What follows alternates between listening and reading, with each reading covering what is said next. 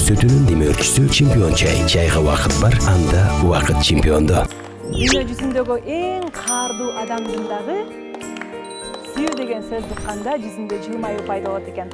Караңыздарчы көрүүчүлөр, сүйүү деген адам баласына кандай гана сонун сезимдерди, эмоцияларды тартуулаган сезим.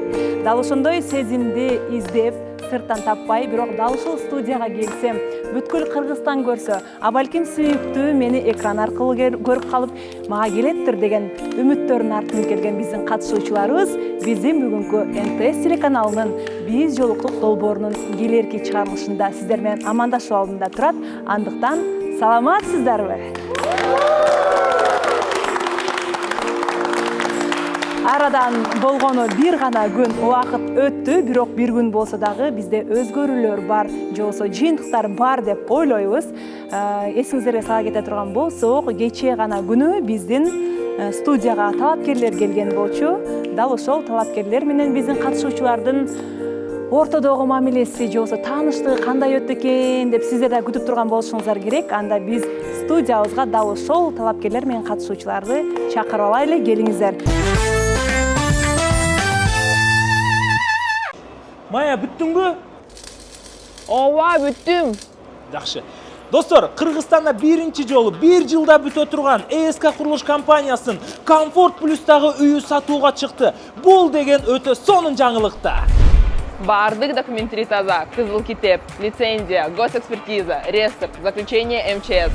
Өзүңүздөр көргөндөй 9 кабаттуу монолитный каркас жана эң жакшысы стенанын бийиктиги 3 метр 18 сантиметр. Бул деген бизнес класска кичине эле жетпей калган. Ал эми стена дуалдары ушундай кладка менен коюлган. Иш өтө катуу жүрүп жатат, достор. Анткени 1 жылдан кийин ачкыч колуңуздарга тапшырып берилет. Детская площадка, наружная парковка, закрытая территория. Элестетиңиз, 1 жылда бүтө турган үйдү сиз 2 жылга чейин рассрочкага ала атасыз. Башкы төлөмүн болгону 30% бересиз, калганын 2 жылда кутулуп бүтсөңүз болот. Ал эми эң жакшы жери, достор, бартерге да жолдору каралган. Сиз ушул үйдү алдыңыз, 1 жылдан кирип жашадыңыз, акчасын 2 жылда рассрочка менен пайызсыз кутулуп бүттүңүз. Мындай мүмкүнчүлүк сиздер үчүн. Жайгашкан жери Дордой Моторстун жанында, достор. Абдраева 192 адреси. Ал эми документтери таап-таза десек болот. Мен кара жумушта кылайын. О, бүттү. Кечиресиздер. Сиздер бизге келе берсеңиздер, биз сиздерди тосуп алабыз. Рахмат.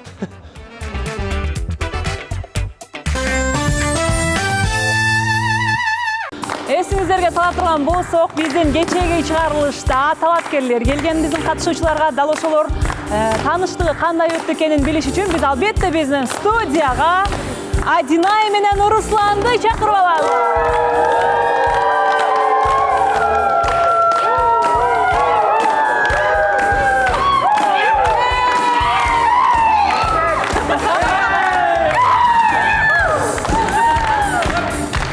Дал ушундай маанай менен кайрадан биз студиябызга кыздардан алгачкылардан болуп баш багып келген биздин талапкерибиз Асылзат жана ошондой эле Нурсултанды тосуп алабыз.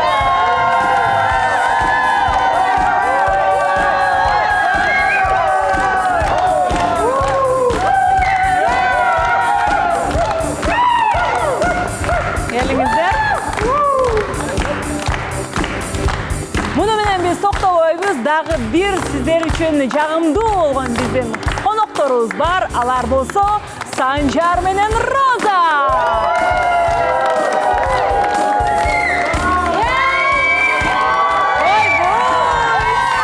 Көздү кубандатпа.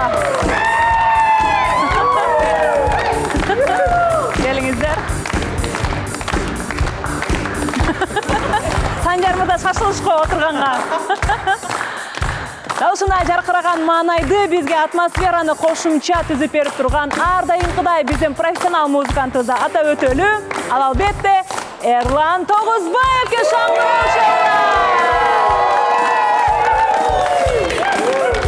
Баракелде.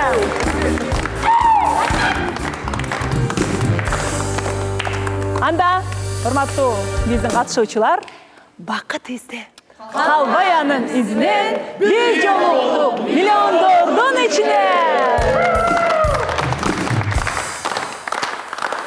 Ар дайымкыдай биз чу дегенде эле бүгүн дагы биз бүгүнкү чыгарылышыбыздын демөөрчүсүнө кайрылып өтөлү. Конткой угуңуздар, жаттаңыздар. Ушул жылдын 31 декабрына чейин Демирбанк жаңы кардарлар үчүн супер акцияны баштайт. Мобилдик тиркеме аркылуу 0% менен элестетиңиз Нурлан мырза. Онлайн кредит алууга болот. Арыз берүү процесси бир нече секундту гана алат. Ал эми каражаттар жактырылгандан кийин дароо картага түшөт.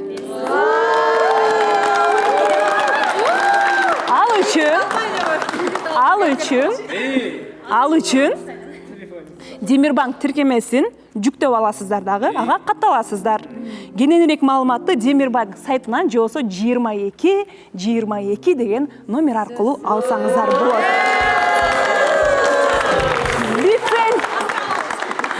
Лицензиясы болсо бар.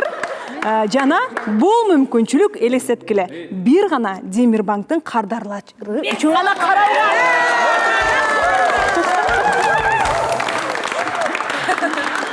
Пайызсыз жана комиссиясыз.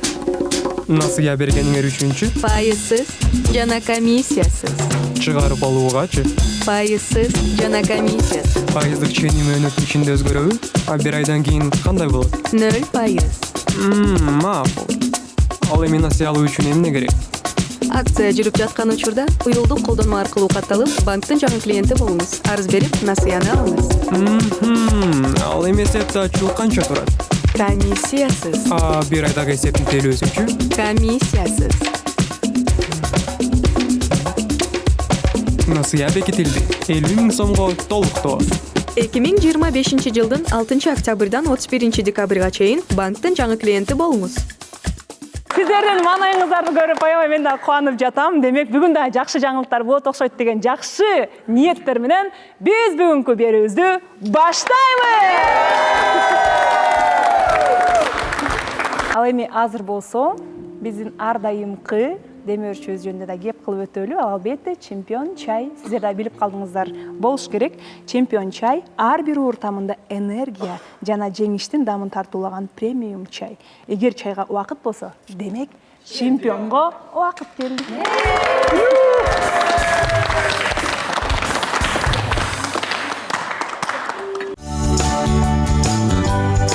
Ар бир кутучасында, ар бир жутумда айырмалангыс рахат жана кайталангыс даам.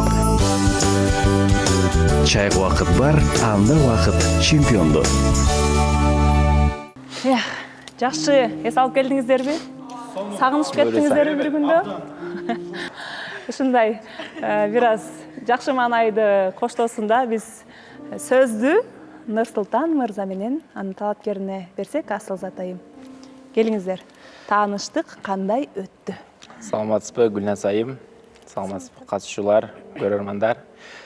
Ошо биз буюрса кече съемкадан чыккандан кийин бир жекар отуруп, чай-пай ичип, жакындан тааныштык. Бүт сема жөнүндө пландар боюнча бүт дагы маячүдө нерселер тааныштык. Аябай толкундантат окшойсуз, э? Буттарыңыз. Жок, привычка просто. Бул жакта отурганда байкабайт окшойбуз. Жок, ай.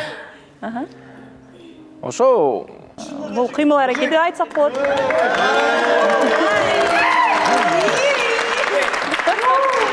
Анамайыңдар биз. Менин айтканыңар келсин. Уланталы, айта бериңиз. Караңызчы, сиздин бактыңыз үчүн сиздин студиядагы бир туугандарыңыз кандай кубанып атышат, сиздин ар бир сөзүңүзгө кол чабып атат. Бул не деген бактуу. Тойго барсы жатык го эми. Эми тойду элестетип көрүңүз. Тойду кийип аласыздар го. Буйруса. Сүйлөшүп, таанышып, жакындан бири-бириз менен. Кандай мырза экен биздин Нурсултан? Жоопкерчиликтүү, тамашакөй, кыздар сыйлаганды билген, көңүлүмдү көтөргөн Ана мырза экен. Аябай келди. Ошо бир эле күн убакыт өттү ортодон, бирок ошондо дагы мына жакын таанышканда байкалат го, мындай. Сиз жагың жакшы жактарын айтып атасыз, мындай. Сизге туура келбей турган жактары да бар экен? Жок, бары. Минус жагы жок бекен? Жок.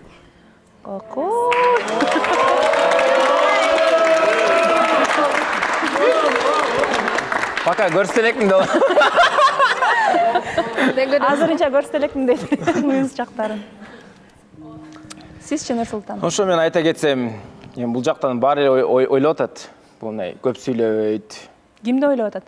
Эми Кандай сүйлөйт экен? мына позитивный эле кыз экен. Байлайдырыз. Көп эле сүйлөйт экен, ар кандай теманы сүйлөшөт экен. Ошону сүйлөшүп эле отурдук, ошону байкадым. Любой теманы поддержка көрөт экен да. Биринен түшүнбөсө да сурап полный детальга чейин. Ошолорду байкадым. Экөөңүздөрдүн ортоңуздарда окшош кызыкчылыктар бар экен жашоодогу кандайдыр бир багытта. Экөөңүздөрдөн кызыккан темалар бар экен? Мен кызыккан темаларды кандай? Мен кино жактан кичине кызыктар бар экен. Да эмне? Окшош кинолор жакшы көрөт экенсиздер. Мен ошол жанрда. Мелодрамабы? Жок. Комедия. Комедия, ужас, ушундай боевиктер деп ошо. Пока башкаларды байкап элек, мен кичине сүйлөштүк. Келиңиздер анда катышуучулар. Мен Нурсултан мырзага суроо бермекмин. Сиздин ата-энеңиз Арузат айымга каршы эмеспи? Кандай дейсиз? Мен ата-энем ар дайым менин тандаган тандоому колдоо берет. Өзүң айтты, сүйлөшүп, жакындан таанышып көр. Өзүң көрөсүң деп. Саламатсызбы Гүлназ айым, саламатсыздарбы катышуучулар. Асылзат айымга суроо бергим келип турат. Эркектин сүйүүсү бул ашказан аркылуу да. Тамак жасаганды билесизби деп суроо берейин сизге. Ооба, бардык тамакты жасаганды билем. Көбүнчө 5 бармакты жакшы жасайм. Ай баракелде. Саламатсызбы Гүлназ айым. Менин суроом Асылзатка да. Нурсултандын топ 3 мындай сизге жаккан качестволор бар бекен? Өзүн караган, мен ойлогон. Мырза экен? Романтичный эле жигит бекен? Романтичный экен дейт. Ооба. Бир күндө эле ушунчалык кыздын жүрөгүн багындырганга жетишипсиз да, Нурсултан мырза. Саламатсыздарбы? Сизге айымга бикечке суроом. Сиздин болочоктогу жолдошуңуз катары сиз көрө алдыңызбы, элестете алдыңызбы Нурсултан мырзаны?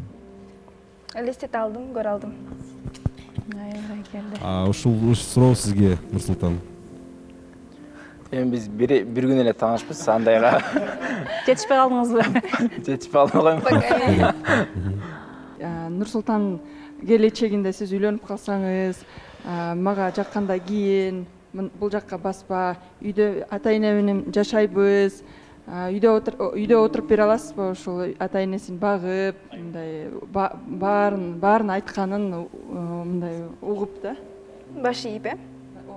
Ооба, 100% ошентебиз.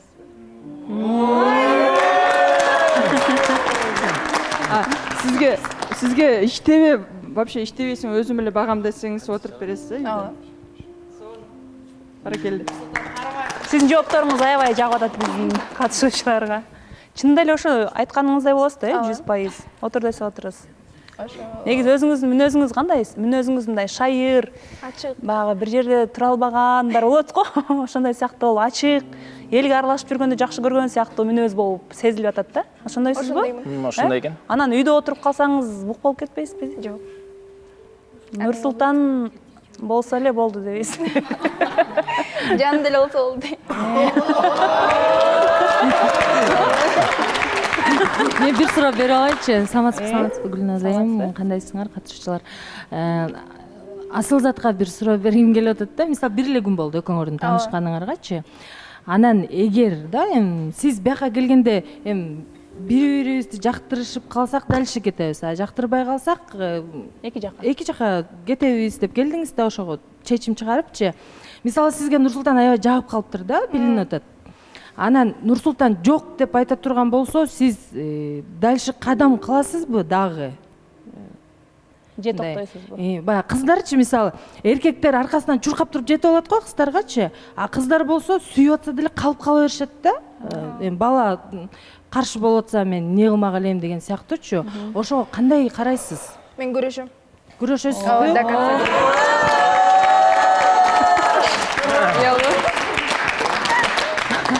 Асылзат кечиресиз, анан күрөшөм деп атпайсызбы? Ошол кандай мындай кадамдар менен деп элестетесиз? Чында эле мындай жакшы суроо болду, мындай жаңылык болмок да бизге дагы. Эми Кандай кадамдарга бармаксыз да? Мисалы. жактырбай жатса айтмакмын. Жакшы жубай болуп берем. Мен жактырам депчи. Дагы ошол эле го дейм. Баракелде. Айдынай. Саламатсыздарбы? Кандайсыздар? Бул жакта Нурсултанга суроо бергим келип атат. Бул айым бардыгына даярмын, күрөшкөнгө дагы даярмын деп жатат. Нурсултан, сен тараптанчы взаимный ответ ошондой күрөшкөнгө же кызды кызыктырганга кадамдар болобу деп ойлоп атасың? Ушул сурооңузду конкреттештирип коелу. Ушул биздин талапкер айымга каратабы же деги эле сүйүп калсабы? Жактырган кызынабы? Бул талапкер айымга карата, взаимность. Типа буну аз жооп берейинби же аягында жооп берейинби? Эми окончательный решение кыла берейинби? Каалагандай. Кое туруңуз, анда кое туруңуз. Кое туруңуз, миле. Бул жакта байкап атсам, айым аябай эле Нурсултан мырзаны мактап, анын жакшы жактарын айтып атат да. Мен жаман жактарын айтам деп эле тамаша. Нурсултан мырза, сиз дагы айымдын 3 сапатын, жаккан сапатын айта кетпейсизби? Бир айымга приятный болсун. Топ 3. Так. Айта кетсем, биринчи позитивный экен аябай. Дайыма көңүлү ачык жүрөт экен. Экинчи, мен бардыгы эле айткан шарттарга макул боло берет экен да. Эми анчалык идеально болуш керек го дейм. Сиздики бул жакшы жагыбы же ошо кандай болуп калды? Эми жакшы жагы да эми айтканды. Бирок сизге өөнү учурагандай, мындай ошонун баарына макул боло бергени сизге жакпагандай кылып айттыңыз да? Эми ошондой эле дейм. Кантип эле ошондой болуп калсын? Азыр жөн эле айтып атат деген сыяктуу. Жөн эле айтып атат деген ой кетип атат. Үчүнчү кандай? Үчүнчү кичипейил экен. Кичипейил. Сиз деп кайрылып атат. Саламатсыздарбы, мен дагы айта кетейинчи. Саламатсызбы Гүлназ айым, катышуучуларга салам. Анан Асылзат айым айтып кетти да, Нурсултан мырзанын эч кандай минусун көрө алган жокмун депчи. Нурсултан, сиздин талаптарыңызга туура келбеген жерлери бар бекен? Минус байкадыңызбы? Асылзат айымдан. Ой, ман сүйлөштүк талаптар боюнча, пландар боюнча, кээ бир жерлер кичине окшошпойт экен. Асылайымга мен суроо берейин дедим эле. Азыр сиз мисалы мындай карап турсак, биз Нурсултан мырзаны аябай жакшы көрүп калган окшойбуз. Баарына макул болуп атабыз. Бул баарына макул болгондун баягы айтат эмеспи? Айдын жарыгы караңгы, то есть 15 караңгы жарымы жарыктайт. Ансыңарда сиз азыр макул болуп туруп, Нурсултан мырзаны баш ийдирип алып туруп, анан кийин акырын жанагы атом бомбадай болуп жайлабайсызбы кийин? Жок, Кудай сактасын. Дагы бир суроо, анан макул эми 5 жылдан кийин, эгерде экөөңүздөр турмуш куруп калсаңыздар, кандай элестетесиздер? Анан идеалдуу жуп дегенди кандай түшүнөсүз? Кандай десем, бири-бирин колдоп, бири-бирине поддержка берген, түшүнгөн, акча жок кезде дагы түшүнүп, жакшы кабыл алган. Мындай да. Берки суроосуна да жооп берип коесузбу? Эгерде жакшы болуп баш кошуп калган болсоңуздар, 5 жылдан кийин кандай элестетесиз? Үй бүлөлүк жашоону? Үй бүлөнү элестетем. Канча бала болуп калган болосуздар деп эле. Алга кетип бербейли? Албетте тамаша. Ассаламу алейкум, кандайсыздар, жакшысыздарбы? Нурсултан бул айылда жашай турган бала, Жалал Абадта жашайт да. Анан ата энеси менен жашайт. Анан бул жакта эмеде эшик шыпырышат да буларчы. То есть келиндер эшик шыпырыш керек күнүгө, по правилам. Таң атканда эшик шыпырып эшиктерди даярдаш керек. Ошол нерсеге дагы макулсузбу, ошол правила, ошол салттарга? Бул айылда жашай турган бала. Анан экинчи суроом, эгер эми азыр билбейбиз да, мамилеңер кандай уланат. Эгер вдруг уланып жакшы болуп кетсе, Нурсултан 1 айдан кийин предложение алып кетем, үйлөнөлү десе макул болосузбу? Экинчи суроом бул. Макул дейм. Экөөнө тең макул. Саламатсызбы. Бексултан. Саламатсыздарбы? Мен суроом жок, кеңешим бар Нурлан мырзага, Нурсултан мырзага. Көрүп атасыз, айым аябай сонун тарбия көргөн, көп нерсеге макул. Азыр мындай айымдар негизи аз эле го деп ойлойм. Сиз жактан табыш кичине кыйыныраак деп ойлоп калдым мен. Нурсултан мырзадан кичине мындай пассивный болгонсуп көрүнүп атат да азырчы. Ошого кеңешим кичине активныйраак болуп, ошо айымды жогото албаңыз. Нурсултан мырзанын ичи азыр уйгу.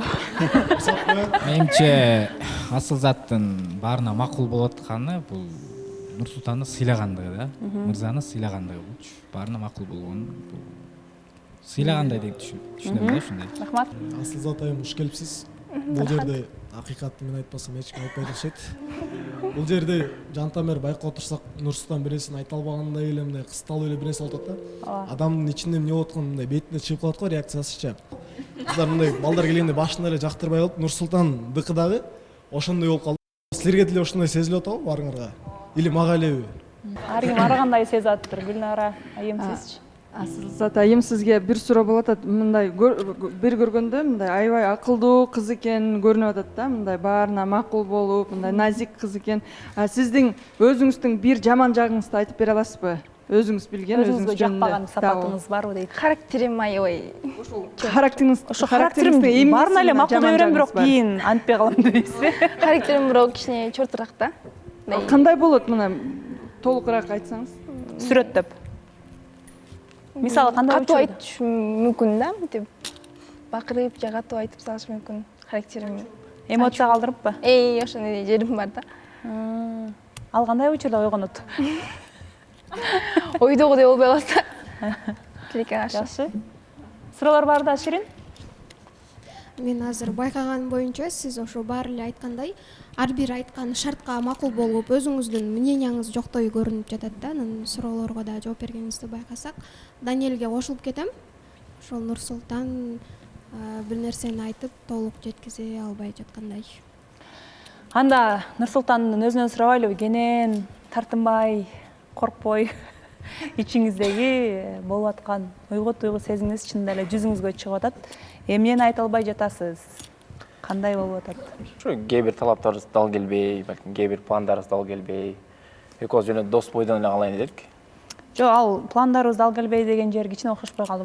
Дал келип атпайбы сиздин планыңызга? Айымдын планычы? Менде кандай десем, мындай симпатия болбой атат. Тартылуу. Да. Ошол эле. Баш жагы да главный. Бул деген эми калган жагы бүт жагы жакшы. Демек, айрым биздин катышуучулар туура сезиптир да. Менин оюм боюнча азыр шашпай эле, жакшылап дагы улантып, мындай чайга чыгып, жакшылап бир жума көрүп, көрбөйсүңөрбү ошо? Деп кеңеш бересиз? Наоборот, бири-биринин убактысын албашы керек деп ойлойм. Себеп дегенде Нурсултан аябай мындай тарбиялуу бала го. Мындай башка балдарга окшоп монтип кесе чаап айта албайт да. Кыздын көңүлүн аяп турат. Ошондуктан Нурсултан айта албай атат деп ойлойм. Экөөнөн эч нерсе чыкпайт деп ойлойсуз, Нурлан? Асылзат айым эми ушул жерге эрдик кылып ушунча келгенге жараша дагы бир жума убакыт берип сыйлап дагы бир көрбөйсүздөрбү? Книжку по обложке не судят деп коет, балким билбеген жагынан дагы ачылаттыр айымыбыз. Экөөнтөн аябай прям акылдуу, жакшы балдар да. Вот Нурсултанды жакшы билем, аябай жоопкерчилүү, айымды тоже карап атсам аябай мындай жакшы экен. Давайте дагы улантып. Бирок Асылзат ооба күрөшөм дебедиби? Анан кантип күрөшөткөн да көрбөйм. Айза дагы жакташыл жери күрөшөм деген жери. Жок, күрөшөм дегени менен деп атат. Кечирип коюңуздар, күрөшөм деген менен Нурсултандын уже сөз айтпаса деле кебетесинен билинип турат. Убактысын албай ушул жерден токтотолуу дегендей эле турат да. Анан кийин биздин сунушда жолугуп көргүлө, бирок чечим албетте Нурсултан өзүнүн. Ооба, албетте. Сиздер эми баягы жакын адам катары сунуш кылып атасыздар, кеңеш берип атасыздар, колдоп атасыздар. Буга албетте ыраазычылык. Бирок өзүңүздөр билгендей эле чечимди ошол кимге талапкер келсе, ошол катышуучу мырзабы айымбы өзү кабыл алат. Биринчи биз Нурсултандын официалдуу жообун укканга чейин биз айымыбызга кайгып коелу. Кандай жооп укканга деле даяр болуп келдиңиз да негизи, Ооба. Эч кандай капачылык болбойт. Жок. Сиздин көңүлүңүздү алып коелу, анан кийин кандай жооп болуп калат деп мен да кабатыр болуп атам. Биз ушундай аянтча түзүп бергенбиз, ушундай мүмкүнчүлүк түзүп бергенбиз, бирок катышуучу өзү чечим кабыл алат, өзү айтат да. Келиңиз анан Нурсултан мырза. Ошондо сиз Аягында айтам деп аткан нерселериңиз барын айтыңыз. Ошо башкалар айткандай эле мен өзүмдүн характеримди билем да. Бир принципке турсам тура алам да. Анан бул айымдын да убактысын албай, мен да өзүмдүн убактымды албай, үмүт бергим келбейт да. Балким бул учурда болбой калды, буюрса келечекте жакшы бир жолдош күтөт. Сизден да жакшы мырзага жолугат дегени турасызбы? Гүлназ айым, мен айтсам болобу? Мен мындай ойлоп азыр мындай ой келди. Нурсултан мырза бул арабыздан бир айымды жактырабы деген ой келип жатат да. Ошол себептен ал айымга айткычак деле сезимдерин талапкер келип калдыбы деген ой кетти. Ошондон улам ыңгайсыздык жаралып атат деп ойлоп атасызбы? Мен оюм ушундай деп ойлоп атам. Демек катышуучулар сиздердин байкаганыңыздар бар экен да, Мына кептин учу кайда жатат Нурсултан мырза. Бирок эми азыр биз талапкер айымды отургузуп алып ал жөнүндө кеп кылсак бир аз туура эмес болуп калат болуш керек. Айым болгон биздин сыйырматыбыздын алкагында. Эгер капа этпесеңиз дос болуп калалы деди. Бирок биздин редакцияга дагы сиздин данныйларыңыз сиз жөнүндө маалымат калтырылды. Эгерде сизди экран аркылуу көрүп, жактырып, ушундай макул деген, эмне десем да макул болгон келинчегим болсо экен деп эңсеп жүргөн мырзалар көрүп калып байланышта, сөзсүз түрдө сиз менен байланыштабыз. Сиз капа болгон жоксуз деген ойдобуз. Кабыл алдыңыз жоопты, э? Ооба. Мындай жумшак кылып айтты. Келген кадамыңызга гүл бүтсүн дейли. Чоң рахмат. Тилекке каршы сиз менен коштошобуз. Жакшы болуңуздар.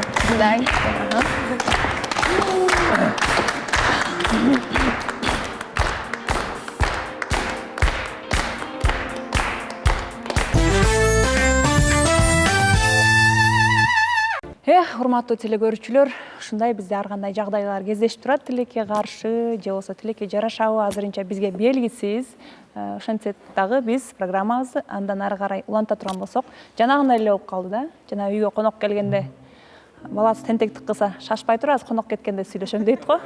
Эми эмне болуп атат ошондо? Биздин катышуучулардын айткан, Нурлан мырзанын айткан сөздүн канчалык деңгээлде чындыгы бар? Эгер ошол чын болсо, эмне үчүн ушулга чейин создуңуз деген сыяктуу? Негизи чындыгы барбы? Бир жагынан бар. Деп кылгылыктуу кылып коюп отурушун карагыла. Ошол нерселерди эртелетип, мындай чечкиндүү болуп, ошону азыр чындык кадам кылып, кана угайлычы. Биринчи общий чакырып алайлы, жагандай. Кoko. Общий эмес, эми чакырып алайлы деп. Ким катышуучулардан сурайлычы, ким менен эмне болуп жүрөт? Ана кимде? Баары эле билип атат болуш керек, айдан ачык болуп турган жактан Гүл экенин. Баарыбыз эле билип турабыз. Кана келиңиз Гүля. Турабы Нурсултан? Өзүн чакырмакмын да. Чакырыңыз анда. Жабылбайм ба, Гүлдө?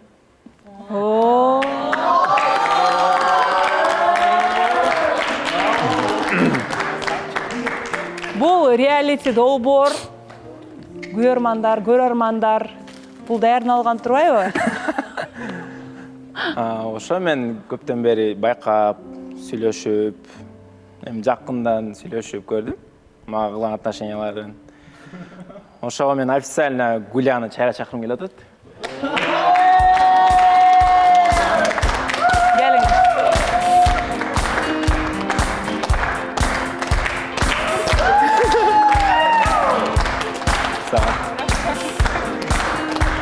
Тренд болуп аткан Гүлдү алып келиптир. Кана отуруңуздар эми. Ушундай экен да. Качан бул сезимиңиз качан пайда болду? Эмне үчүн ушу сизге талапкер келгенге чейин эмне үчүн күттүңүз? Мынча созгонго эмне себеп болду? Же мындай чечкиндүүлүк кыла албаганыңызга? Эми башынан айта кетсе, жаңы келгенде Нурлан менен чыгып кетти. Биринчи. Жок, мен анда негизи жаңы келгенде эле жактап эле сизге. Симпатия кармабагам анчачы. Нурланга бир жума чыгып келди, таанышып, потом таанышыбыз бүттү. Андан кийин кичине мындай сүйлөшө баштадык, таанышып, общий интерестер пайда боло баштады. Эми жолуккан учурлар болду. Берчи микрофон. Жок, эми жумуш боюнча, проект боюнча. Гүлназ айым, жөн эле жок бүтүрүп алайын. Негизи азыр эфирге чейин мен Гуля менен сүйлөшкөм. Гуляны негизи мен чайга чакырайын деп аткам азыр. Гуля өзү да макул деген да. Эфирге чейин. Эфирден сырткарабы? Ооба, азыр мен сени чакырам деп айткан. Гуля өзү да макул деген.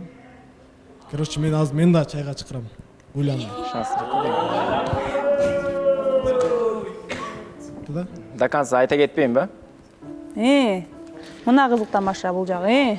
Ошо жөн эле тааныша баштадык, сүйлөшө баштадык. Общий интерестер көп экен, аябайчы. Башында мен жөн эле симпатия кармап, дос катары, тааныш катары эле сүйлөшүп атканбыз. Просто как катышуучу катары элечи. Анан ошо баягы жумада таанышканыбызга бир эле жума болгон. Анан аркы эфирде кичине симпатия бар болчу. Потом буга талапкер келип калды да. Келип калгандан кийин балким көптөн бери андай сезим болбогон, бирок ичим ысый баштады. Кызганып. Билбейм, өзүнөн өзү чыга баштады да. Мага мен сырттан айтпагам эчтекени. Талапкер келип калды. Балким жөн эле ушундай болот атабы дедим. Ошо андан кийин да 1-2 күн кичине ойлонуп, өзүм аракет кылып көрсөм, Гуля симпатиям бар экен. Билбейм, Гуля меники болуш керек да, по идеечи.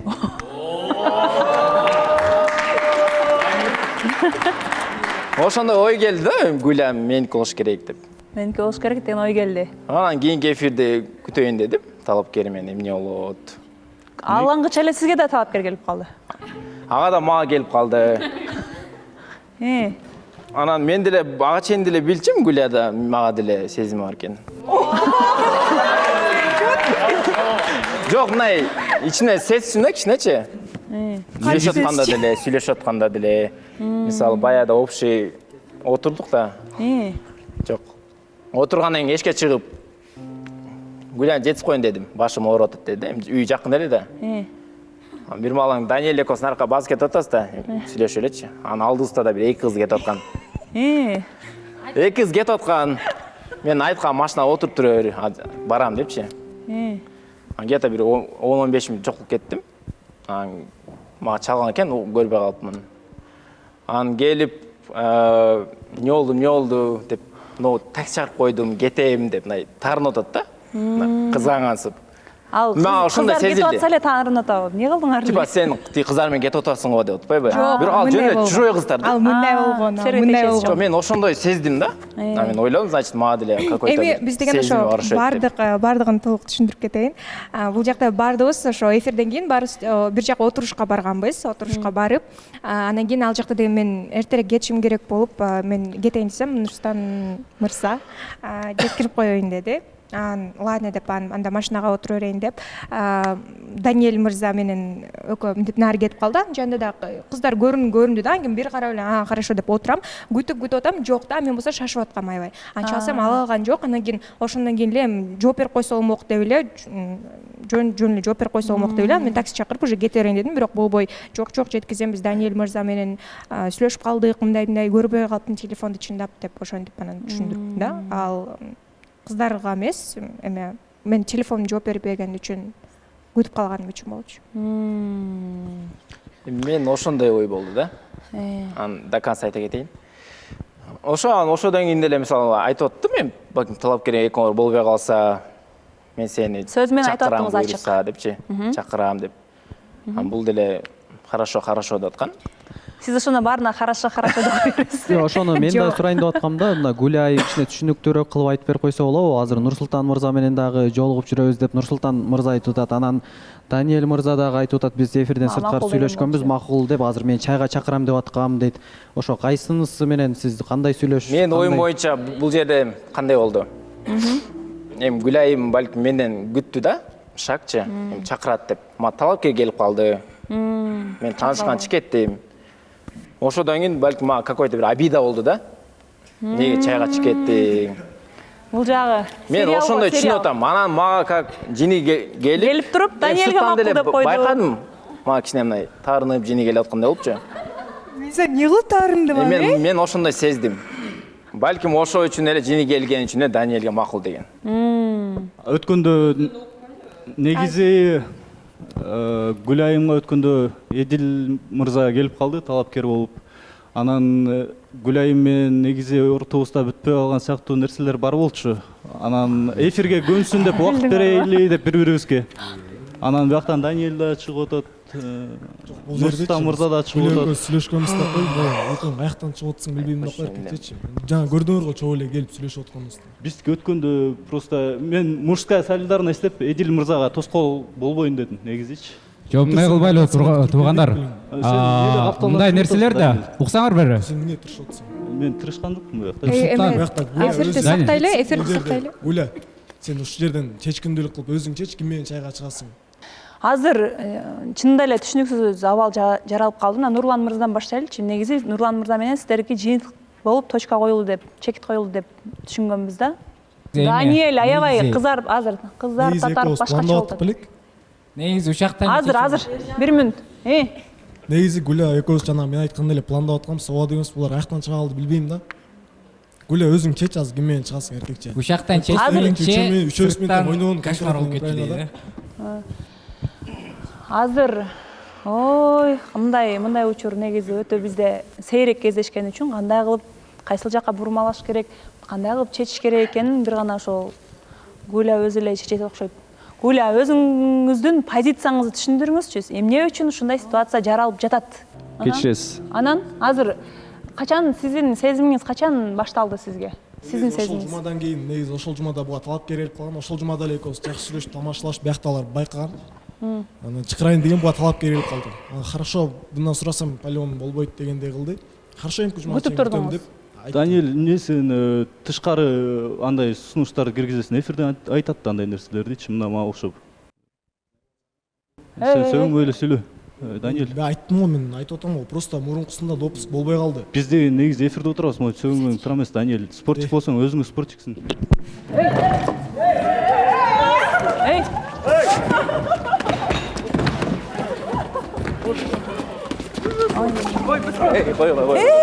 Акырын. Даниэль, Даниэль. Не болтасың? Даниэль. Куттуктайбыз. Нени куттуктайсың? Сиздин мыкты кызматкер болгонуңузду.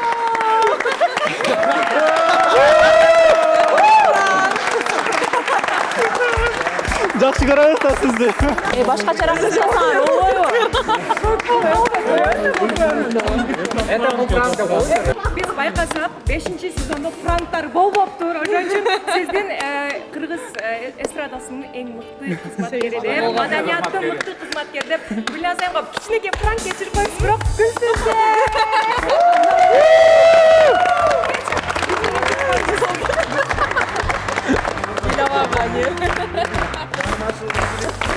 Обычно это типа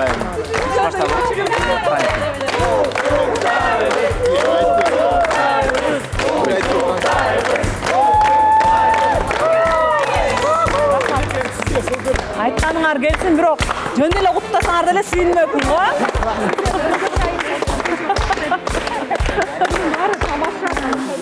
Рахмат. Биз жолуктук миллиондун арасынан.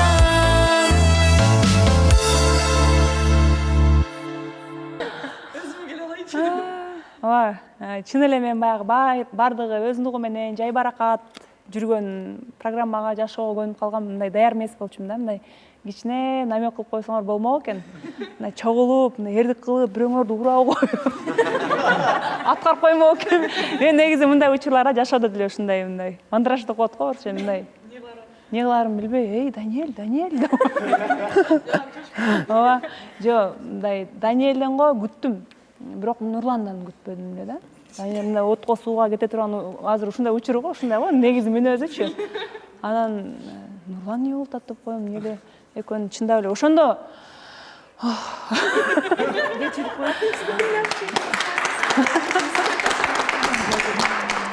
мен негизи ошон үчүн маданияттын мыкты кызматкери болдум беле. куттуктооңорго рахмат негизи. Баягы буга чейин эмне жөнүндө сөз болуп аткандар унутуп калдым. Гүлназ айым чын жүрөктөн кечирим сурайбыз мындай эмоциональный качеля үчүн. Болгону куттуктайлы деп ушундай оригиналдуу ой келди ойго. Анан бир нерсени айта кетейин, Гүлайым менен биз чынында дос бойдон калганбыз. Ошону эл турамыз үчүн калбасын. Нурсултанга ийгилик каалайм мен. Ошондо кое тургула, азыр кайсыл жерден баштап пранк болду? Экөөңөр кошулган жериңерби? Ошондо бул пранкты экөөңөрдөн башка эч ким билбейт беле? Үчөөбүз. Үчөөңөр. Просто сөз чакырып катышуучулар билбейт. Мен билбейт. Болду, эми түшүндүм. Анда мен көрүүчүлөр деле түшүнүп калды окшойт, биз өз ара такташып атканыбызда. Кайерне келдик эле? Куттуктооңорго рахмат.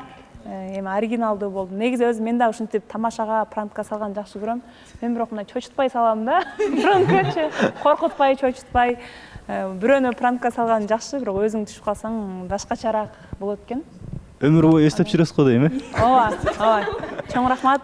Негизи чынында эле ырдап баштаганыма 8 жыл болгон болсо, ушул ар кандай мыкты клип, мыкты чайым деген сыяктуу сыйлыктар ар кайсыл организациялардан алып жүргөм, бирок мамлекеттик деңгээлде министрдин колунан биринчи жолу ушундай наам алдым.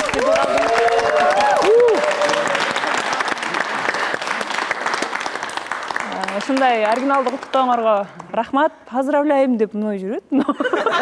Нени поздравляю деп?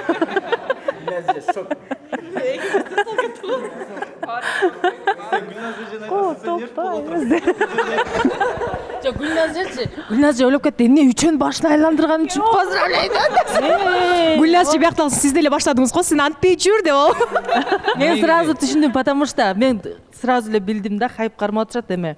Пранк кылып атышат депчи. Нурлан баштаганда эле мен сразу мынтип эле билдим да. Мен неме деп түшүндүргөм да, мен бул болсо мен пранк кылып жүрөт. Мен болсо буга кантип азыр болушсам экен. Бул негизи мындай жакшы сүйлөп, көңүлүн алып койсо, жигиттер может ушундай кабыл алганбы деп ошол жоопту өзү айтсын деп ичимде болуп жүрөм. Бул болсо мен пранк кылып жүрөм. Ошол момент бири-бириңе карап калдыңар да, пранк деп тур гүл бергендечи. Эмне пранк деп тур? 5 секунд болду да, бири-бириңе карап калдыңар. Кып-кызылсыңар экөөңөр. Нени утутайбыз деп. Эми негизи рахмат бир жолу, жакшылыктар боло берсин, ушинтип бири-бирибиздин чакан үй бүлө болуп калдык деген сөздү аябай жакшы көрөм. Негизи үй бүлө деген сөздө чоң жылуулук жатат да. Баягы мамлекет дагы ушундай чакын үй бүлөлөрдөн куралат дегендей, үй бүлө чакан мамлекет дегендей, бул дагы болсо жашоонун Кудайдын баарыбызга насип кылган бир доору деп түшүнөм да. Ушул жерде ушул адамдар отурганыбыз, ушул сааттарда ушундай көз ирмемдерге кабыл атканыбыз бул жөндөн жөн эмес. Демек, ушундай болуш керек экен эле жана мындан аркыдагы жашообузда ар кандай жакшы бурулуштарга, өзгөрүштөргө себеп болгон бири-бирибиздин жакшы саналашыбыз болуп калсын деп да чогулту деп ойлойм. Ошон үчүн ушундай жакшы куттуктооңор үчүн, жакшы сөздөрүңөр үчүн дагы бир жолу чоң рахмат баарыңарга. Бири-бирибиздин анан айымдар. Өзүмө келип баштадым. Чайдан бир уруттаңыз Гүлназ. Чемпион чайдан бир урут коюлуш жеринде. Жакта Гүлнар эжем карасам ыйлап жүрөт. Бул ыйлагыбыз да биздин эң ыйлагыбыз. Ооба.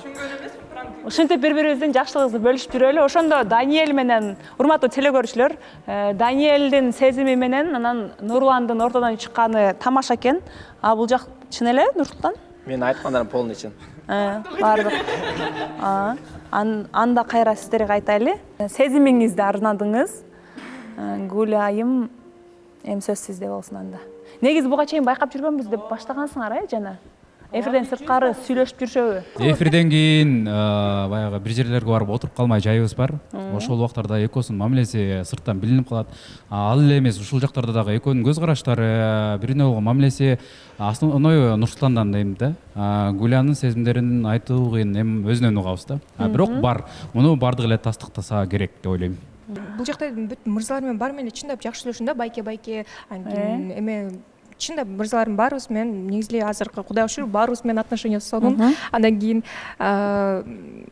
бирок эми прям өзгөчө бир көбүрөөк мындай вниманиерак же акыркы учурлар ооба Нурсултан мырза тараптан ооба байкалууда. Көбүрөөк көңүл бөлүп байкалып жүрдү. Башында деген эми баарыбыз эле ооба эми доспуз, анан кийин ооба баарыбыз коллегабыз деп коебуз, өзүбүз күлүпчү. Ошентип эле күлүп берок анан жетип алдыңбы деп, же мен жеткирип коеюн, же покушала деп, мисалы үчүн эмеге чыгып калсак тамактандың мындай заботалары, вниманиясы байкалат. Андан сырткары өз алдынча экөөңүздөр бир жактарга барып андай учур боло элек, жок. Ошо айтып өткөндөй эле ошо толуктап кетейин. Биз ошо отурганда жолугуп жүрөбүз деп. Ошо биз отуруштардан кийин мени жеткизген болгону ошол. Атайын жолугушуу эмеспиз. Жок, атайын жолугушуу болгон эмес. Нурсултан мырза ушунчалык даярданып келиптир. Негизи баягы бардыгыбыз эле билебиз да, баягы бул жерде эми кыз жигит мамилесин кураганга максат кылгандар көбүнчө чогулгансыздар.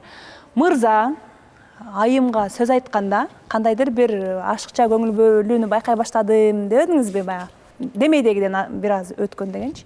Анан ошону кандайдыр бир жесттериңиз менен ооба деп кабыл алган башка болот, анан кийин жактырбай кабыл алган башка болот да, аны мырзалар сезет. Анан сезип, менимче сиз тараптан мындай жөн эле кой деген эмес, мага жагып атат деген сигнал барган үчүн анан Нурсултан мырза ушундай олуттуу кадамга келгенби дейм да, кандай дейсиздер, Жана макал деле бар го, көзүн сүзбөсө жебин үзбөйт деп. Аны бүт жака айтып бересиңби сен? Азырынча жеп үзүлө элек. Бүт жака ошону айтып бересиңер. Жок, эми мунун эч кандай негизи айыбы жок. Биздин ушул аянтча, ушул сиздердин бири-бириңиздерди табыштыруу максатта көздөлгөн болгону ушул жооп керек болуп атат. Сизден официалдуу түрдө Нурсултан мырза сизди жакындан таанышууга чакырды. Сиздин жообуңуз. Эки жоопко таңдайсыз да деп эле. Бирөөгө. Чоң рахмат күлүңүзгө. Ооба, Нурсултан мырзаны дагы да жакын тааныгым келет. Ай баракелде.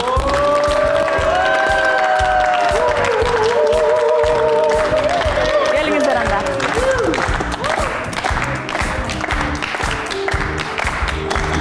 Маракат.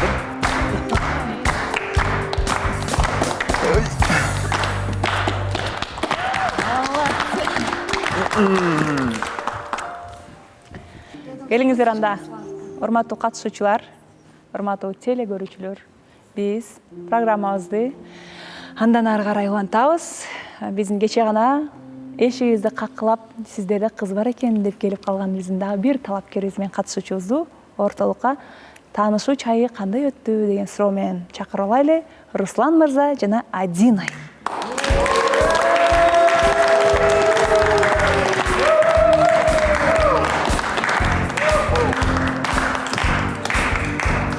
Отуруңуздар.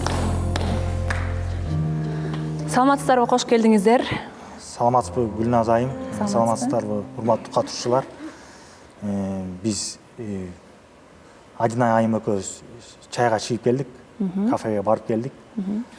Адинай жөнүндө айтып кетсем, өтө самостоятельный, өтө акылдуу, целеустремленный кыз экен. Ошо дагы мамилени улантканга даярмын. Сиз жактырып келген боюнча мындай жашоодо көргөндө да жакты, Жашоодо деле ошо ойлогондой эле жакшы татынакай самостоятельный кыз экен.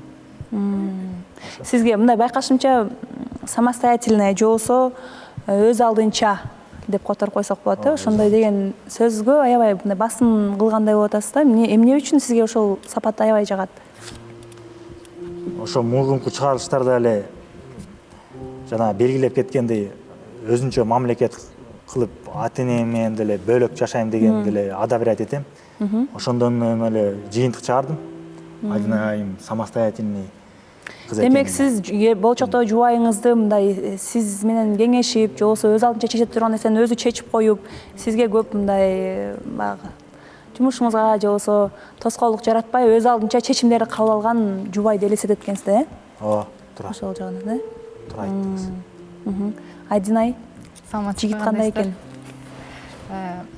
Руслан мырза жакшы эле мырза экен, акты ак деп, караны кара деп.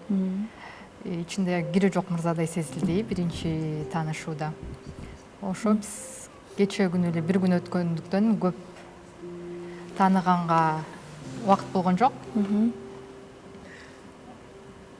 Ошо.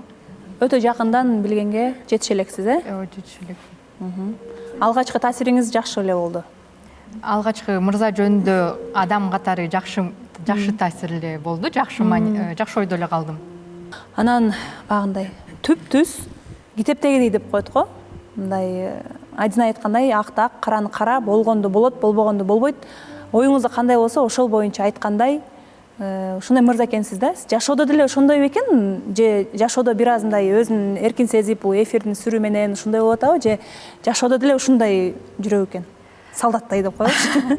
Ооба, азырынча пока көп ачыла алган жок, ошондой эле сезилди. Ушундай эле. Ооба, же жок деп. Аркы беркени сүйлөп, мындай раслап. Жок, кандай ачыла алган жок, кыскача эле сүйлөштүк, кандай жакшы деген эле ушундай сыяктуу сүйлөштүк да.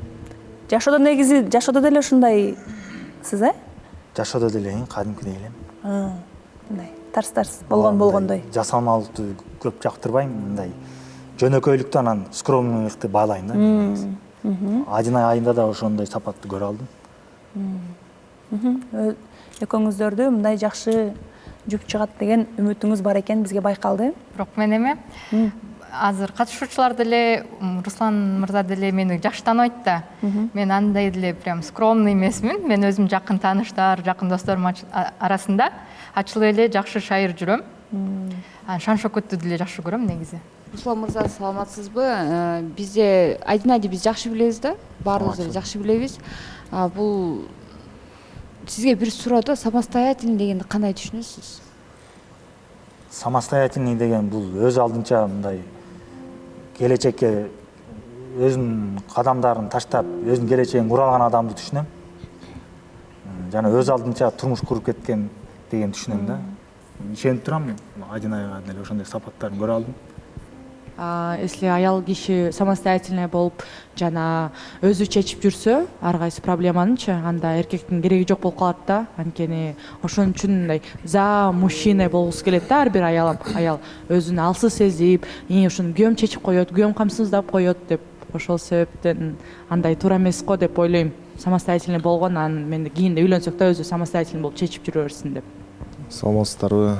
Руслан мырзаны бир аз туура эмес түшүнүп алыпсыздар окшойт. Менин түшүнүгүм боюнча мындай акылдуу, уже чоңоюп, ошо акты караны айырмалап билип, мындай жашоого умтулуп, мындай үй бүлөлүк жашоо эмне экенин, бул ишимде апа болуу кандай экенин, балага кандай тарбия берип, мындай ата энеден бөлүнүп, мындай өзүнчө үй бүлө куруп жашап кеткенге даяр кыз катары көрдүм деген ойду жеткиргиси келди деп ойлоп атам да менчи.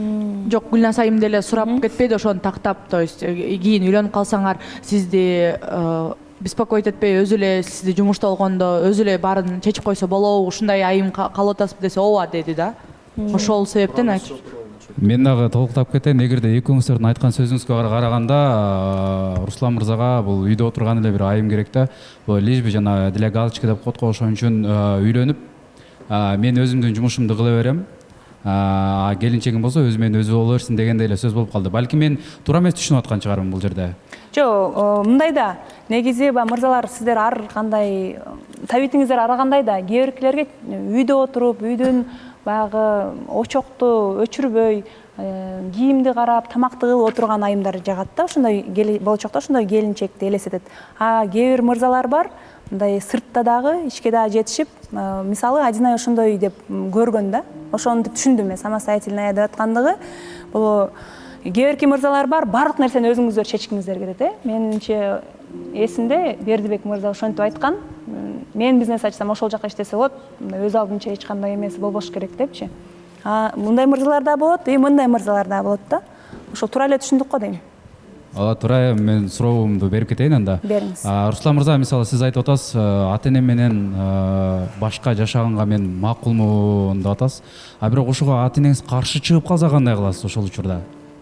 Каршы чыгып калбайбы деген суроо, Ооба, Бекмаматтын суроосуна жооп берип кетейин. Жок, мен ата энем каршы чыкпайт. Каршы чыккан күндө деле катташканга, сүйлөшкөнгө даярмын. Любой поворотко даярмын. Негизи кыз тараптын да мнениясын карайм, совместно чечкенге аракет кылабыз турмушта. Ата энени да угуп, ата энени да угуп, анан өзүм өз алдынча чечим чыгарганга аракет жасайм. Анысына кечээ чыгарылышта Адина өзү да айтып калды. Менде мындай принцип принциптүү түрдө эмес, же кошо жашаганга деле макулмун деп жооп алганбыз. Дагы суроо барбы? Дагы Айдын айымга да эгерде ошого барына даяр болсо, мисалы военныйлерди билсек, бир жылы Баткенге, дагы бир көлгө, дагы бир жерлерде иштеп калат да. Анан ошого сиз даярсызбы? Мисалы эмне деп коет, конуш которуп деп коебу мындайча айтканда. Командировкага даярсызбы? Дайым жанында жүргөнгө. Жок, мен антип ар кайсы жакка көчүп, ар кайсы жакка барып, убактылуу жашаганды каалабайм. Жашоо образы жакпайт да сизге? Бир жерде эле, бир үйдө эле ошол жакты жакшылап карап, ошол жерде агарып көгөрүп, бир жерде турган жагат. Бир үйдө да, эми ар кайсы жакка көчүппөй. Сиздин жумушуңуз негизи ошондойбу? Же бир жерде иштей турганбы? Ошондой эми. Түрлөргө бөлүнөт го сиздердики. Ошондой. Жөнөтүп калышы да мүмкүн. Каяка жөнөтсө ошол жака барыш керек, Эми аны пока убакыт көрсөтөт. Негизи шаарда эле, Кыргызстанда эле отурукташкым келет, за граница чыкпай. Адинай айымга суроо берип коеюнчу. Командировкага чыкканга даяр эмессиз, бирок путешествие кылганга даярсыз, Ооба. Мен дагы Адинай айымга суроо берип өтөйүнчү. Ширин? Негизи ар бир айымдын өзүнүн кыялында жигити болот да. Мисалы, мынтип ушундай болсо экен, анан ушундай болбосо деп. Сиздин типажыңызга туура келдиби? Ошо мен негизи ошо военный, мындай милиция кызматкерлери менен эч качан мынтип сүйлөшүп көргөн эмесмин. Анан аябай мындай образымда мындай коркунучтуу образ калып калганда, ошондой мырзалар менен мынтип мамиле кургандан корком. Анткени булар жумушуна байланыштуу аябай мындай так, анан мынтип сразу чечим кабыл алып, катуу деле сүйлөп, ошондой болуп калат го деген образ менен мээнимде жаралып калган. Ошондуктан ушундай военный, ушундай аскер адамдары менен мамиле кургандан негизи корком да, бирок мен мамиле куруп да көргөн эмесмин. Плюс жактары да бар да бирок. Плюс жагы адам катары Руслан мырза деген жакшы мырза экен. Же ошо кесиптин ээлериненчи? Жолдош катары. Плюс жактары деп кайсыл жагын ойлоп көрсөңүз болот? Плюс жактары ошо мамлекетке кызмат кылып, элге кызмат кылып жүрөт го деп ойлойм. Сиз деле эмес, жалпы элди, мекенди коргойт. Мындай чыныгы мырзам деп таянып канга болот да, Плюс жак менен минус жагы тең бар. Бардык жактын эки тарабы бар демекчи. Характерим жумшак мүнөздүү, мынтип тамаша көй, мынтип эме худулданып сүйлөп, ушундай балдар болот го, ошондой балдар жагат. Характери болсо жумшак, жарокер, жөнөкөй. Так эле Даниэлди айтып салгандай болдуңуз. Даниэль андай көрүнбөйт. Деп эле тамашалап койдум. Анда суроолорубузду, алгачкы бир күндүк суроолорубузду берип алдык. Ойлоруңуздарды уктук. Бирок кандай жыйынтыкка келдиңиздер? Сүйлөштүңүздөрбү өз ара? Кандай жыйынтык айтасыздар ушул бир күндүк таанышуудан? Өз ара сүйлөштүк биз. Кафеге бардык кече күнү. Ооба. Эфир бүткөндөн кийин. Бул жерде бир обстоятельство бар. Ата-энебиз макул болсо эле мамилени курганга даярбыз. Мен алдын ала эчтекен азырынча айта албайм. Убакыт көрсөтөт. Сиз мамилени курганга даярмын. Даярсыз. Адинай? Мен жылдызым жанган жок биринчи көргөндө. Мындай мырза катары жакшы мырза экен деп айта алам, бирок мындай өзүмдүн экинчи жарым катары, мындай болочокто күйөөм катары көрө албай жатам.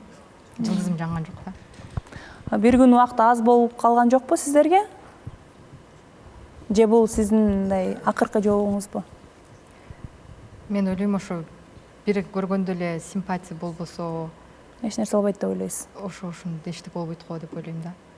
Санжар, кошумча барбы? Жана башында айтып кетти, ошол жакшылап билгенге убакыт жетпей калды, бир күндө эле биле алган жокпуз бири-бирибизди, бирок мындай бир көргөнгө мындай аябай жакшы адам катары көрүндү деп айтты да. Анан бул бир көргөндө эле мындай эчтеке жылдызым жанган жок деген нерсеге кошулбайм. Ал экинчи көргөндө, үчүнчү көргөндө, төртүнчү, бешинчи жолу жолукканда да болушу мүмкүн. Мисалы Нурсултандыкы сыяктуучу ошондой дагы нерсе бар. Анан жана өзү айткандай жакшы биле албай калдым деген сыяктуу, ошо бир жума чайга чыгып жакшылап билип келсек деген ойдомун да менчи. Жакындан таанышып. Менин оюм ошол деп сунуш кыласыз. Нурлан? Менин оюм боюнча Адинай айым чочуркап атабы дейм да, талаптарында шаарда жашайм дегендей болгон. Айылга барып калабызбы деп чочулагансып сезилип жатат. Бул эми айылда деле азыр жакшы условиялар бар. Ал жагынан эч переживать этпей койсоңуз болот деп. Мен мына регионго эмес, даже улутуна карабаганга даярмын да, талапкерлер чет өлкөдөн кайсы улуттан болсо дагы мага айырмасы жок. Молодец. Бул жакта деген Адинай айымдыкы мындай жүзүнөн эле көрүнүп турат да. Мырзага эч кандай сөз жок. Чындап аябай сонун мырза экен. Бизге дагы сыртка чыкканда сүйлөшүп, баарыбыз чогуу сүйлөшүп калдык. Чындап аябай жакшы мырза экен да, мындай ачык мүнөз, бүт нерсени айткан. Бирок эми Адинай айымдын жүзүнөн эле көрүнүп турат да, мындай жактыруу сезим болбогондойбу, бир ушундай да. Анан кийин азыр мындай кыйналып атабы, ушундай сыяктуу сезилип атты. Ошондуктан мен Адинай айымдын тандоосун мен колдоп кетмекчимин. Мен да Адинай айымдын колдоосун колдоймун, анткени болсо баягы убакыт өткөрүп эмне да, бул жерден бул жерде баары өзү айтып койду, өзү айткандан кийин болду. Анан калп эле бир жума деп созо бергенде ал жигиттин дагы мырзанын дагы убактысын алабыз, Адинай айымдын да убактысын алабыз. Ошон үчүн мен лично өзүмдүн оюм убакыт албай эле вот Адинай айым айтты деп сунуш кыласыз. Деп сунуш кылсам болот. Мырза өзү аябай жакшы эле мырза экен да. Бирок Адинай көп критерийлерди айтты да. Өзүнө жакпаган сапаттардычы. Менимче созбогон эле жакшы да. Гүлназира, негизи Руслан мырза аябай жакшы мырза экен, мындай адам катары, дос катары, мындай байке дос катары калсак, аябай камкор дагы экен. Бензин куюп берейинби деп, бензин куюп берип, анан эмне жейсиң деп аябай камкор, жакшы мырза экен. Просто мен мындай жылдызым жанып, мындай аябай тартылуу болгон жок да, мындай дос катары, мындай байке катары сүйлөшсөк, сый мамиледе калсак жакшы эле болот го дейм да. Негизичи мен айтайынчы, кечиресиздер, могу кыздарга такыр түшүнбөйм да. Жакшы жигиттерди ушинтип чанасыңар, скучный экенсиңер, анан жылдызым жанбай атат деп. Мындан артык кандай жигиттер керек силерге вообще түшүнбөйм. Мына жигит деген ушундай болот, негизичи зыңкылган. Жакпаса, жакпады деп эле айтат да анан кийин. Ооба, эмне жакшы жигит деле тийип кетиш керекпи? Жакшы кыздар деле толтура могул жакта. Силер эмне аны үйлөнбөй жүрөсүз? Нурлан мырза, сөз бар да, Нурлан мырза. Нурлан мырза, көңүлү жок айымдын көңүл бергени урусун деген сөз бар да. Жөн эле коюш керек да. Адам аялды кишинин, кыз кишинин көңүлү жокпу, жөн эле коюш керек. Мага бир мультикте жакканда, момундай адамды мындай көргөндө мындай зин болуш керек да жүрөктө. Ал жок болсо ал болбойт уже. Ошол зинди издеп жүрүп жакшы жигиттерди колдон чыгарып атпайсыңарбы? Жок, эми баягы да, негизи биздин Руслан мырза аябай мыкты жигит экен. Кыргыздын керегине жараган улуу инсан, мисалы бизде чеп болуп турат, мындайча айтканда. Бирок адамда бир кандайдыр бир от пайда болбосо, азыр мындай бир жактан карап отуруп жаман болуп атам, потому что биздин кызыбызды жөн эле кыйнап атабыз да, мисалы чык деп эле зордогондо болуп калбайлы. Бул жигитти дагы аябай туура түшүнөбүз. Сизге чоң рахмат ушул жака келген. Бирок мисалы айдананда бир жакшы бир бешенесинде жакшы жигит бар да. Мен деле эч кимди кыйнагым келбейт азыр, например, да, чтобы чыгып бер деп. Бирок кыздарды мына Нурлан мырза менен мен полностью согласна да. 80% аялдар биринчи көргөндөн сразу жактырбайт. Убакыт керек да. Мындай адамдын, эркектин кандай Кээрки түгөлөр бар да, мындай аябай биринчи урушат, тытышат, анан кийин эле карасаң бири-бирине сезимдер пайда болуп, үйлөнүү менен бүтөт да аягындачы. Эми силер бири-бириңерди билбей жатып эле мындай чечим чыгарганыңар. Тем более бул байкебиз эрдик кылып бул жерге аскерде иштесе дагы келип жатат да. Ошондо кээ бирөөнө убакыт керек, кээ бирөөнө зың болот турат, Мен оюм боюнча эркектердеки зың болот, аялдар кээ бир айымдар баары үчүн Пикириңиздерге рахмат. Ар кандай учур болуп калат. Кээде бир көрүп жактырган учур болуп калат, кээде биринчи көргөндө такыр жактырбай, анан кандайдыр бир мырзанын кыймыл аракеттери үчүн жактырып калган учурлар болуп калат, жылдап жүрүп дагычы. Ар кандай учур болуп калат негизи. Бардыгыңыздардын пикирлериңиздерге рахмат. Бирок жыйынтыкты өзү айтсын, Руслан мырза, сиз келгениңизге рахмат. Ушинтип кадам таштап, жумушуңузга карабай, ушинтип чечкиндүү кадам кылып мага келгениңизге чоң рахмат. Жакшы мырза экенсиз, бирок өзүмдүн түгөй катары мындай жүрөгүм тарткан жок да. Ошондо таанышууну токтотом деп токтоткум келет. Адамдын боророгудай кылып сүйлөйсүң да. Бир мындай неуверенный айткан сутас. Балким да бир ойлонуп көрөсүз. Жок эми мындай сылык кылып айтып атат, Адинай айымдын мнениясын колдойм. Ар бир адам өзүн тандоо кылат да. Адинай айым негизи жакшы айым экен. Эч кандай капачылыгыңыз жок? Жок, эч кандай. Ооба. Анда учурдан пайдаланып, сизге дагы биздин студиябызга келгениңизге ыраазычылык билдирели. Анан сиз жана сиздей болуп, биздин ушундай тынч заманда жашап атканыбызга, ушундай тынч отуруп алып, ар кандай темаларды талкуулап атканыбызга, негизи эле өлкөбүздүн, мекенибиздин тынч жашоодо өмүр сүрүп, асманыбыз ачык болгонуна чоң салым кошкон сиз жана сиздин жалпы кесиптештериңизге учурдан пайдаланып, жалпы биздин атыбыздан ыраазычылык билдиребиз. Бар болуңуздар.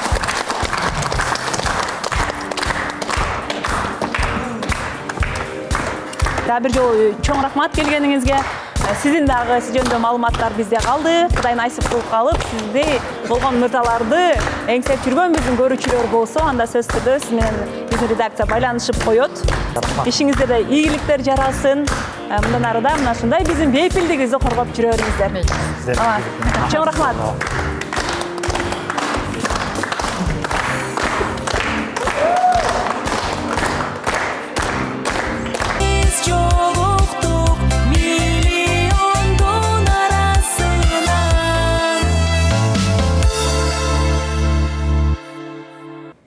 Негизи мен ушул долбоордун алып баруучусу болгону менен ар дайымкы баягындай берилип көргөн көрүүчүлөрдүн дагы катарын толуктайм да. Анан ошон үчүн дайыма ушундай табышкандар болсо сүйүнө берем. Ушундай болуп пикир келишпестик болуп калып, мындай бири-бири менен дал келбей калып узатып атканда чын эле жанагы ким айтты кече? Эду мырза айтты, коштошкон жакпайт. Анын сыңарындай ушундай учурларда эми кантсе да бул реалити долбоор, реалдуу жашоодо сыртта мисалы мындай мамилелердин канчасы башталып, же болбосо жыйынтыкталып калган учурлар тилекке каршы жашообузда байма-бай кездешет. Дал ошонун эле экран астындагы версиясы деп кабылдаңыздар.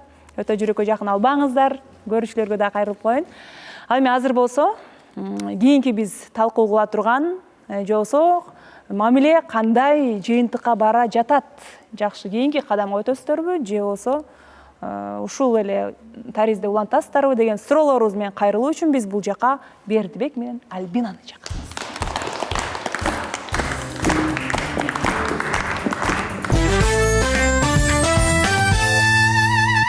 Келиңиздер, кандай жаңылыктар менен келдиңиздер? Бир жума мурун аябай сиздердин мамилеңиздер чоң талкууга түштү. Баарыңыздарга, катышуучуларга, көрүүчүлөргө салам. Ооба, мурунку жума биз мамилебиздин үстүбүздөн иштейбиз деп кеткенбиз. Бирок тилекке каршы жакшы иштей алган жокпуз. Ошого ушул эфирден мамилени токтотобуз.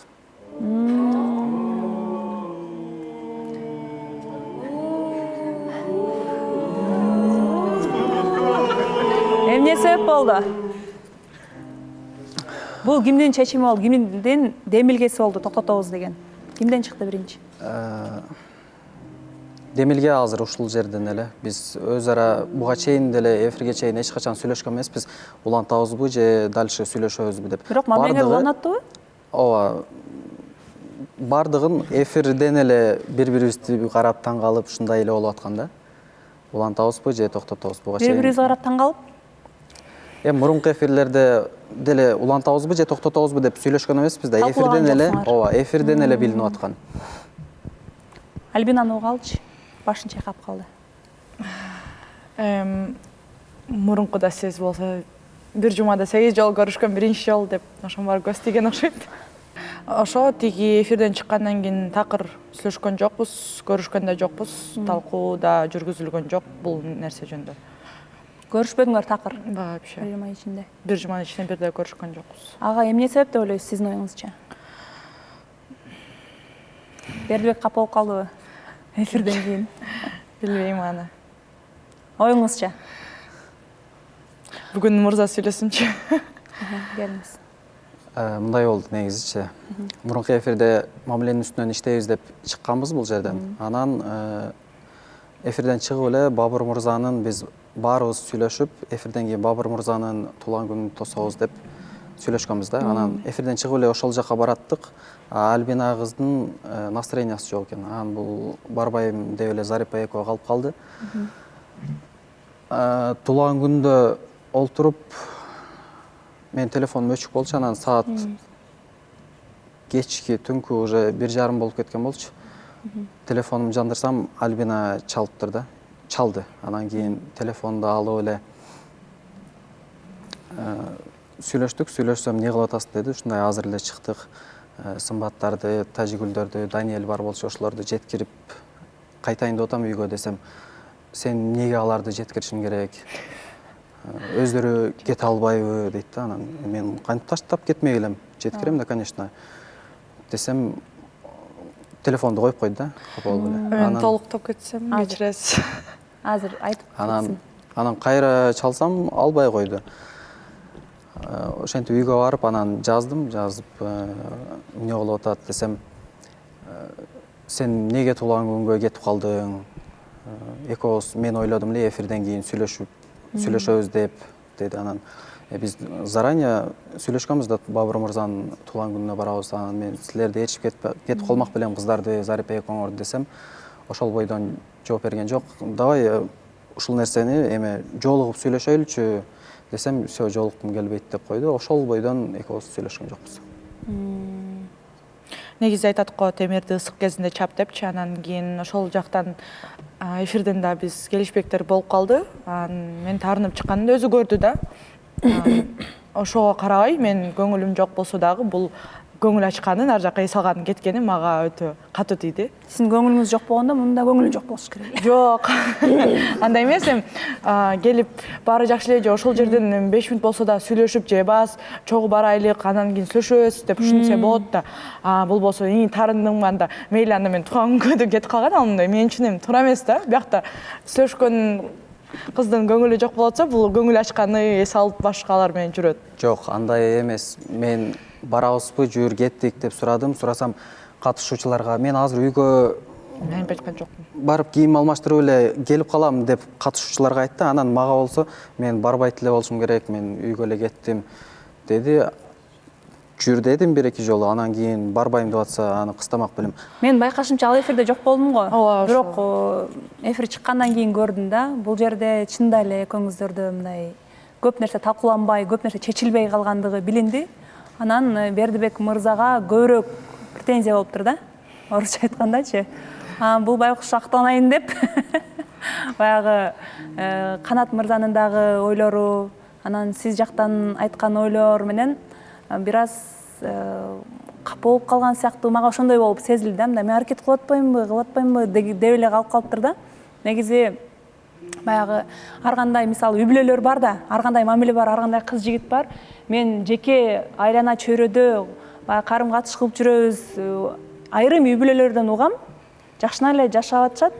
Бирок бир дагы жолу күйөөсүнөн гүл албаган. Бирок ошону норма эле кабыл алган дагы үй бүлөлөр кездешет да.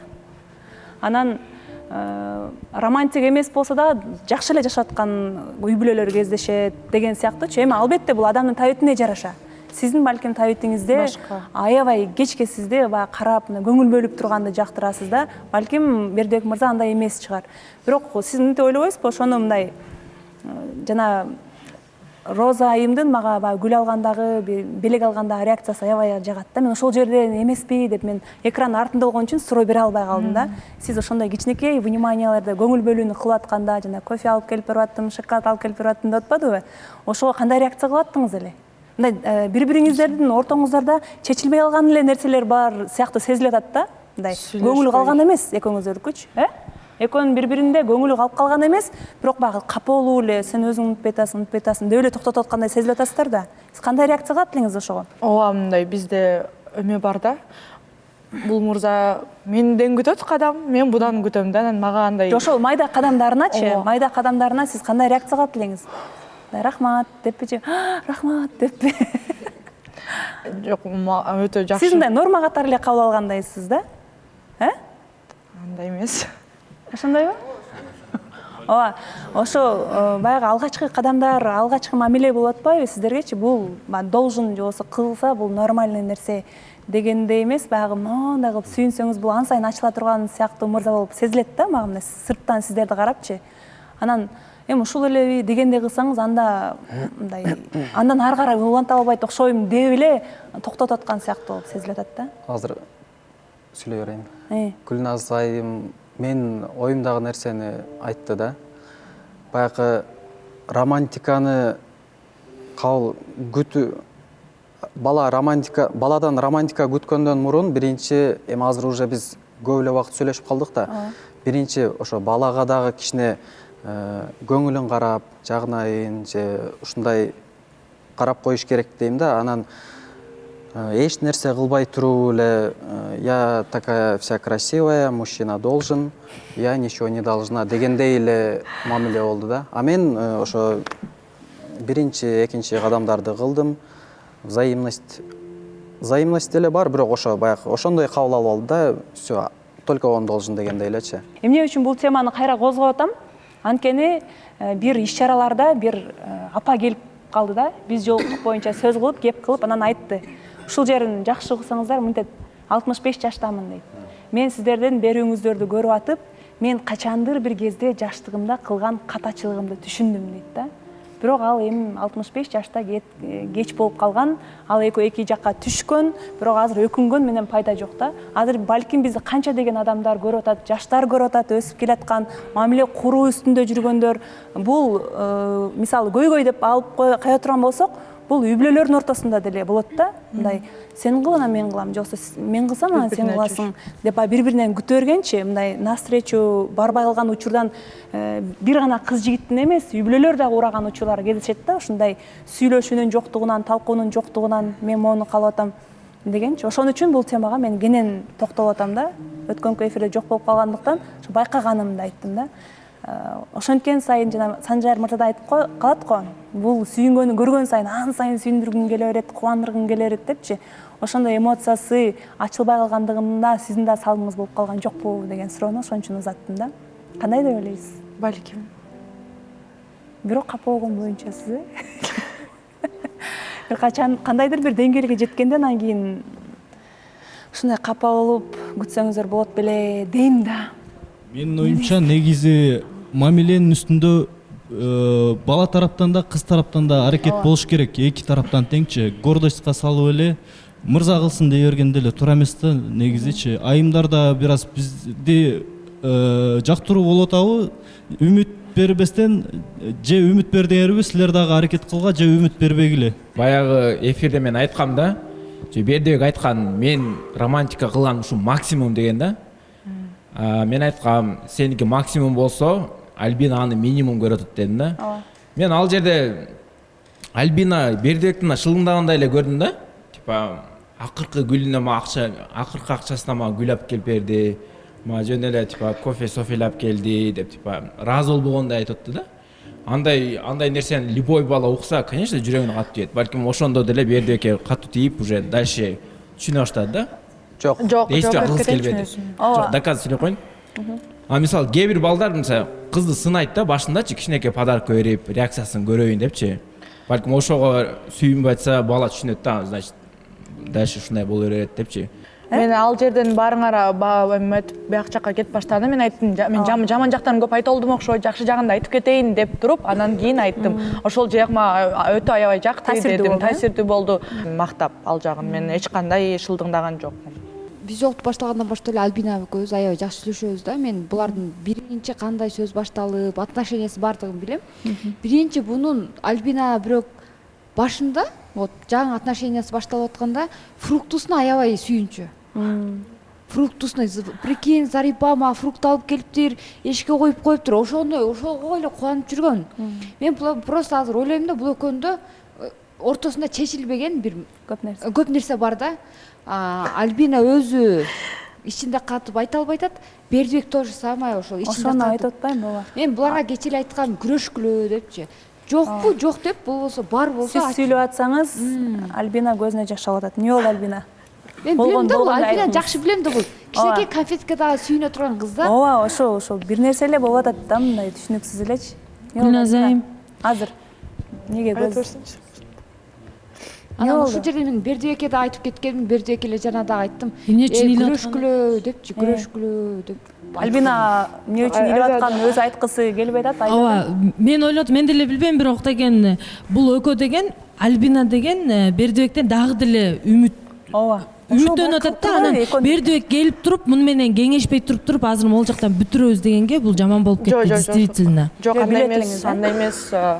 Сен билчү элең. Ооба, эфирден чыккандан кийин айттым го, бир жума көрүшкөн жоксуз депчи, ошол эмелер мага көңүлүмө катуу тийди да. Анан кийин бир жума убакыт болду. Мен ойлодум, ошо бир жуманын ичинде биз көрүшүп чечебиз деп.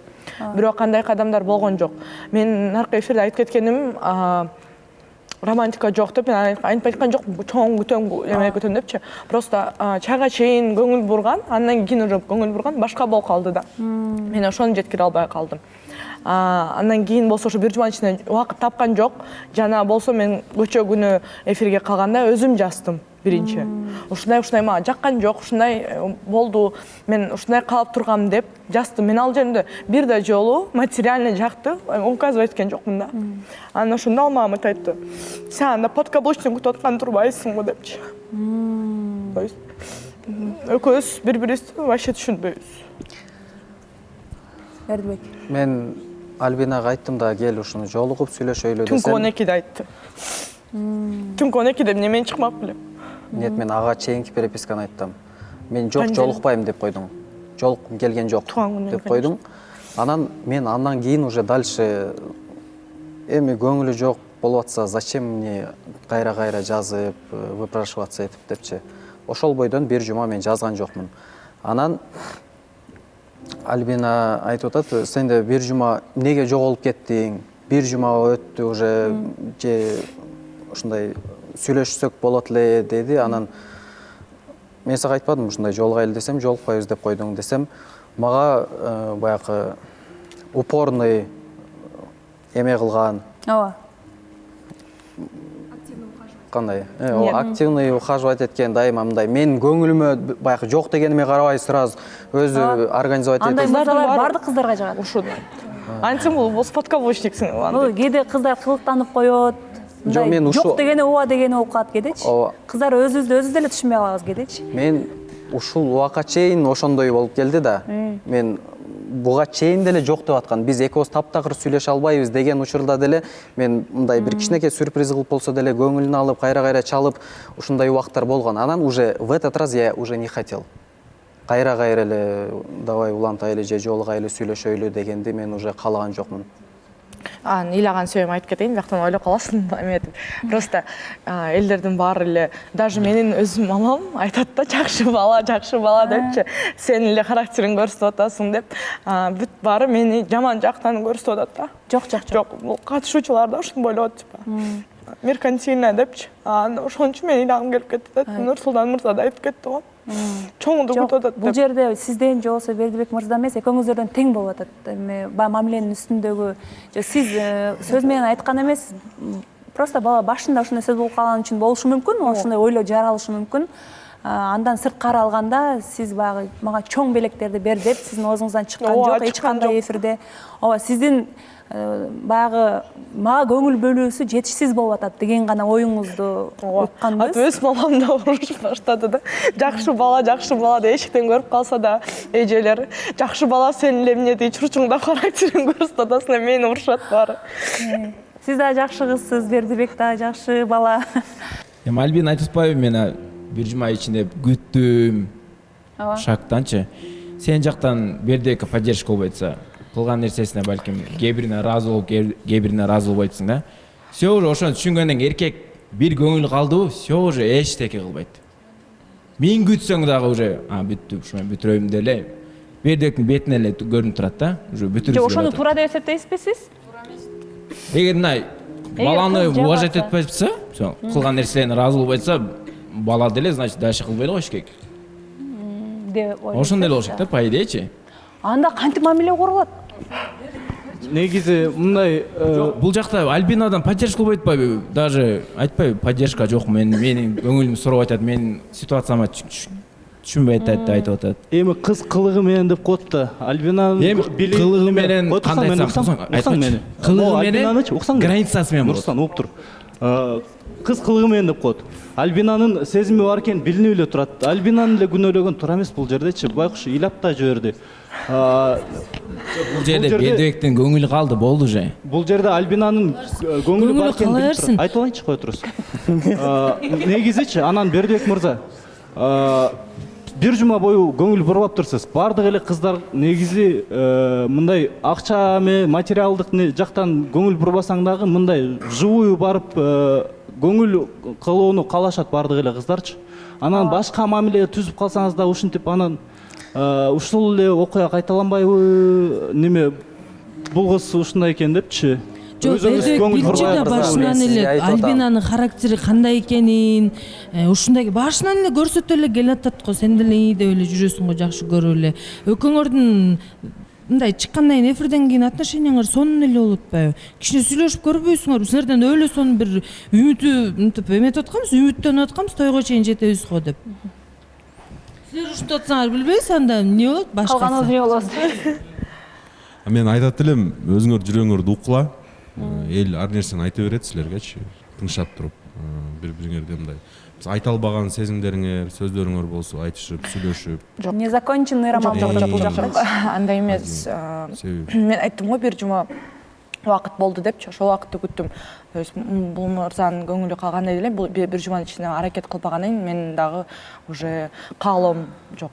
Каалооңуз жок, көңүлүңүз калды. Ал бул жерде мамилеңер бүттү. Талапкер кетебиз. Бул жакта кечиресиздер. Бул жакта баягы бири-биринен эмени күтүп эле баягы принципке туруп алгандай эле болот. Ошондой эле болуп атат, ошондой болбойт. Эгерде чындап айтаткан дагы бир жолу көңүлүңөр болсо. Жок, принцип эмес, көңүл калды деп атпайбы, көңүл.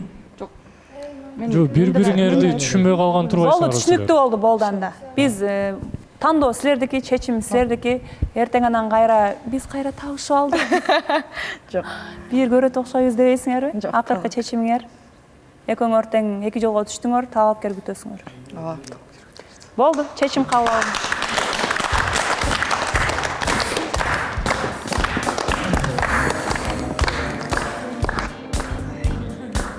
Келиңиздер анда, капаланбайбыз, кайгырбайбыз. Жашоодо ар кандай учур боло берет. Анда бир аз позитивдүү нотага өтүү үчүн биз бул жака Санжар менен Розаны чакырабыз.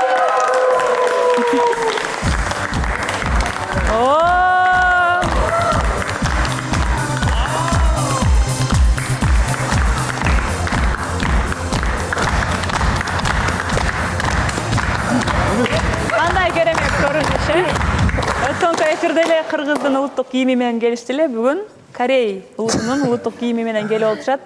Аньянгхасео, Санжар мырза. Аньянгхасео. 안녕하세요. Аябай. Дагы ошол кинолордун ичиндеги эле актриса, актерлордой болуп калыпсыңар. Ошондой болуп көрүнүп калыпсыңар. Сонун жараштыр формаңар.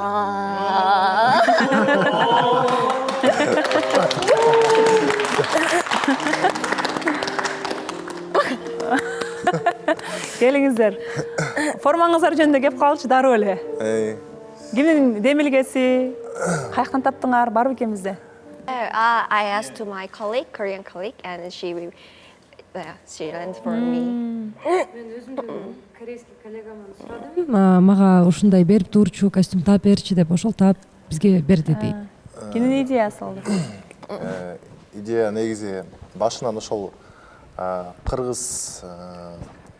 кыргыздардын улуттук кийимин, анан ошондой эле Корея улутунда улуттук кийимин бул жака кийип келип көрсөтүү. Негизи эле башынан Розанын демилгеси болчу. Башында ошо мен дагы колдогом, аябай жакшы болот экен деп. Анткени ошол биз мамилебиз өскөн сайын ошол ар дайым бири-бирибизди колдогонго аракет кылабыз. Мындай болушунча, мисалы түшүнбөстүктөр да болот да. Анткени башка салт, башка жакта чоңой өстү. Мен абсолютно башка жакта өстүм. Экөөбүз вообще бирибизди түшүнүшүбүз кыйын болушу мүмкүн да. Мисалы, ал жакта сонун нерсе, көрүнгөн нерсе бизде жат болушу мүмкүн. Же бизде сонун нерсе ал жакта жат болушу мүмкүн дегендей. Ошондуктан биз көп жерден экөөбүз тең оюбузду айтабыз. Бизде мындай, менде мындай. Кыргызстанда мындай, Кореяда мындай деп туруп, экөөбүз ортого келип туруп, бир чечим келебиз. Анан ошол нерсени чогуу колдойбуз да. Анан бул дагы Розанын демилгеси болчу, мага жакты идея. болушунча ошо Кыргызстанга келгенден бери Кыргызстандын салттарын изучать этип, мисалы тойлор кандай болот, үй той кандай болот деп кызыгат да. Мисалы ар бир салтына, тоюна, там Кыргызстанда кандай болот адамдар. Мисалы мен азыр бир тууган акем үйлөнгөн да жакында.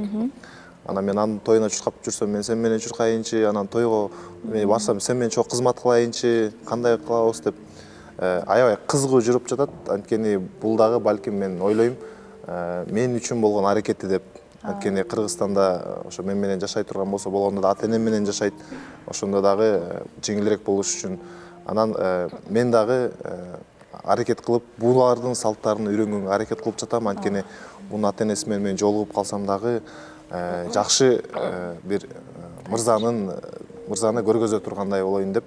Анан ошол бул формаларды кийгенибиз дагы ошол бири-бирибизди жакшы азыр изучать этип, мамилебиздин үстүнөн болушунча иштеп жатканыбызды элге көргөзөлү деген маани деп ойлойм. Бири-бириңиздерди колдоо бересиң, алыскы сапарга чыкканда адамды жакындан тааныйсың. Санжардын кандай сапаттары ачылды? And there are so many like hard time. Like for example, we had to hike for 8 hours, around 8 hours. We didn't expect we gonna walk a lot. But at the time, I was a little bit like tired and not good mood. But he always cheer up. Oh, Rosa, go, and get it. And I think after that time, I think in future we have a lot of problem. But if I with him, I think I can like solve a lot of problem. Негизи мен өзүм саякаттаганды аябай жакшы көрөм. Анан кийин биз ошол тоого барып калганда мен негизи билген эмесмин, ошончолук көп саякаттай эткенбиз, ошончолук көп басат экенбиз, аны билген эмесмин. Анан мен настроением түшүп, чарчап калганда мага аябай поддержка берип турду, дейт, давай сеники баары жакшы болот, азыр баарын преодолеем, жетебиз деп. Анан кийин менин оюмча буюрса биз экөөбүз жуп болуп калсак, кошулуп келечекте бул менин күйөөм болуп калса, бул мени мага дайыма поддержка берет деп ойлойм. Күч берип, колдоп турат. Так, ошондой экен. Ошондой жактарын ачыптыр. Демек, алыска сапарга чыккан экөөңүзгө тең бири-бириңиздер жөнүндө андан дагы жакшы таасирлер калтырыптыр, аябай жакшы таасирлерди калтырды. Бири-бирибизди күндөн күнгө, сааттан саатка, минуттан минутка көбүрөөк жакшы көрөбүз биз. Мына урушуп атасыңарбы кээде? Эми албетте жандай Пикир келишпестик болуп, эмоцияңар кайсыл жерге чейин көтөрүлүп атат ошондой учурда? Урушпаган, түшүнбөгөн, жандай болбогон мындай мамиле жок да. Любой мамиледе, любой үй бүлөдө мисалы пикир келишпестиктер болот албетте. Анан биз жаңы таанышканда эле, биринчи жолукканда эле, экинчи жолукканда эле Роза айткан, эгер биз ушундай түшүнбөстүктөр болуп, буруша турган болсок, сураныч эч качан бири-бирибизге үн көтөрүп сүйлөбөйлү депчи. Эгер түшүнбөстүк болсо, просто акырын отуруп, эмнеге сен таарынып атасың, мен эмнеге таарынып атам, же эмне үчүн ушундай нерсе болуп калды, ошону акырын отуруп сүйлөшүп туруп чечип алабыз. Ушул нерсе колубуздан келет да депчи. Анан мен албетте дегем, анан мен сөз бергем, мына мен өзүм эркекче сөз берем, андай болбойт деп. Анан ошондой эле бунун ошол идеясы өтө сонун идея экен. Анан ушундай түшүнбөстүк болуп, бул таарынса, эмнеге таарындың десе, мисалы, бул деле кылыктанат, кыздар бардык деле бирдей да, кылык бардык эле кыздын кылыгы бар да. Кайсылык болбосун? Ошо, кайсылык. Окшоштарынабы? Анан окшоштарынат. Анан биз айткандай эле ошентип өзүнө келген жолугуп сүйлөшүп, мындай эч качан ошо үн көтөрбөй, спокойно отуруп, эмнеге. Ошонун баарын айтып береби? Ошентип дебейби? Роза дагы өзүм ошол жөнүндө айта кетким келип атат дейт.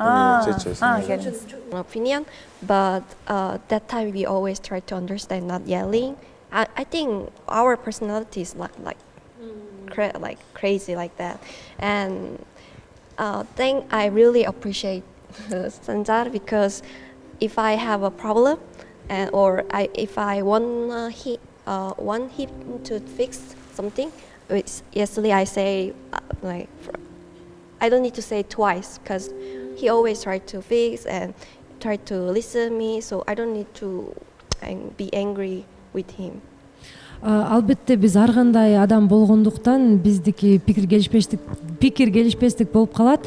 Анан кийин биз бири бирибизди түшүнгөнгө аракет кылып, эч качан урушпайбыз, мындай үнүбүздү көтөрбөйбүз дейт бири бирибизге. Анан кийин эң биринчи эмне үчүн мен Санжарга рахматымды айтам, жана что я в нем уважаю дегендей. Мен буга эки жолу айтпайм дейт. Нет необходимости повторять это дважды. Мен бир эле айтсам, мени түшүнөт дейт да. Ошо бири бирибизди түшүнгөнгө аракет кылып, ушинтип урушпай эле чечише алабыз дейт.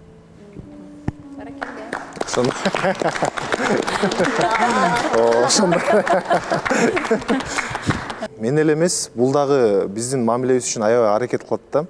Мен жалгыз аракет кылбайм да.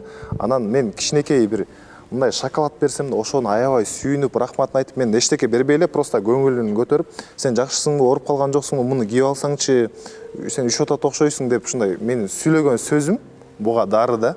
Бул ошол нерсени айтат да. Сен азыр ушинтип менден сурап койдуң, мен жакшы болуп калдым. Мен ушул нерсең үчүн мага чоң рахмат деп ошондой ыраазычылык билдирип атат.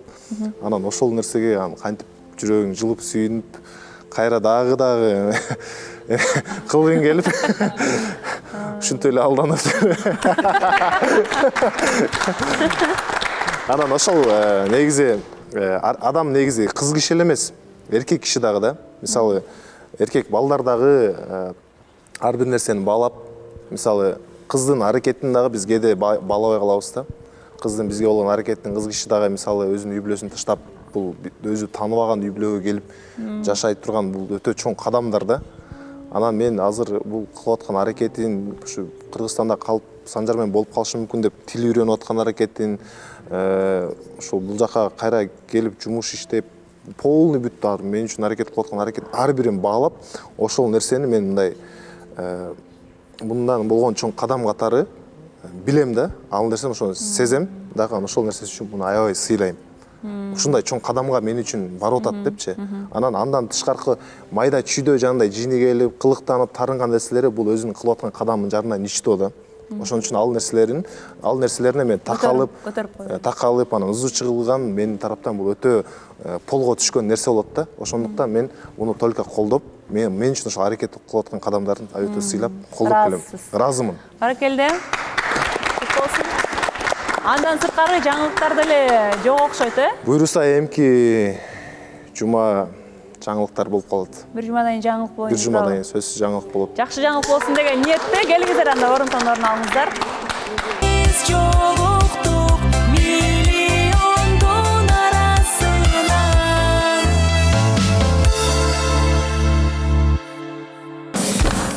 Биздин студия жандана түштү, демек бизде кезектеги талапкерибиз эшик какылап келип калган учуру. Келиңиздер, анда шаңдуу маанай менен биздин талапкер Акылбек мырзаны тосалам. Шаңдыраак кол чабыңыздар.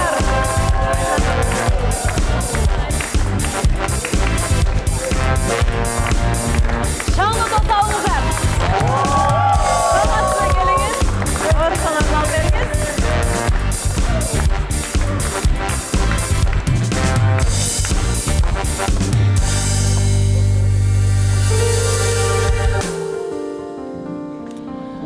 Кош келдиңиз, Акылбек мырза, биздин коттуу студияга.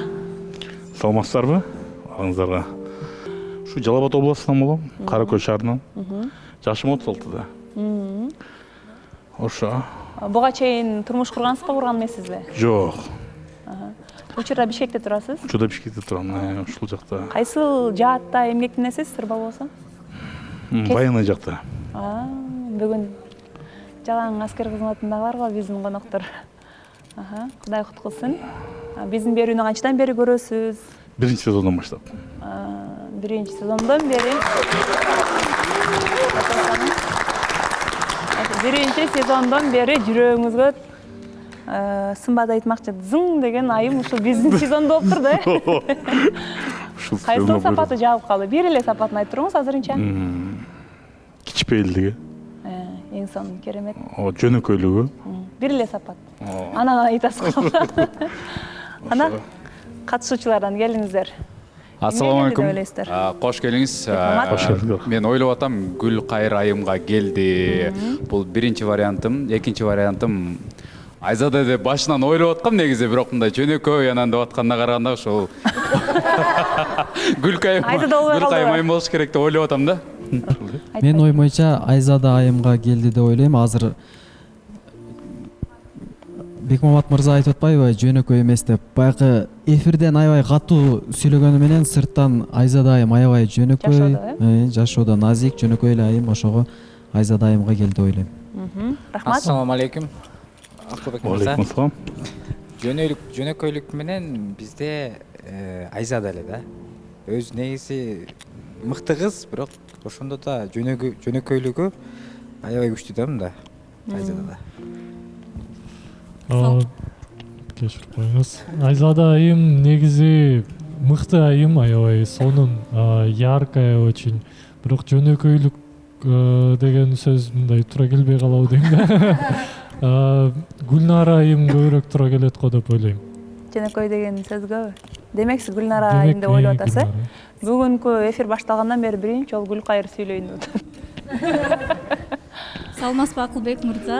Сиз мурда үйлөнгөнсүзбү? Балдарыңыз барбы? Жок, үйлөнгөн эмесмин. Балдарым жок. Такыр үйлөнгөн эмес. Үйлөнбөөнүздүн себеби эмне деп ойлойсуз? Анан акыркы отношенияңыз качан болгон? Эмне себептен эки жолго түшкөнсүз?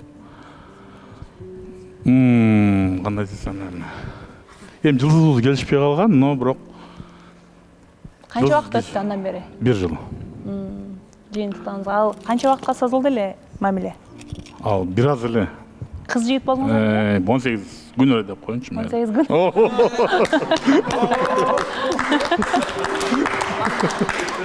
Күндөн бери эстеп калыпсыз. Негедир мындай катуу таасир эткенби? Жок. Мен баягы чындыкты эле айтайын деп атам да, баягы келгенде. Туура. Калп айтты анан. Ооба, туура эле. Калп айтсаңыз деле билим калп бизде. Билим калп ошо да. Саламатсызбы Акылбек мырза, кош келдиңиз. Менин оюмча Айзада айым себеби дегенде сырткы келбетке экөө жарашыктуу жуп болуп мага көрүндү да. Келиңиздер анда убакытты созбойлу, кимге келгендигиңизди айтып койсоңуз болот. Мен Гүлкайыр айымга келдим.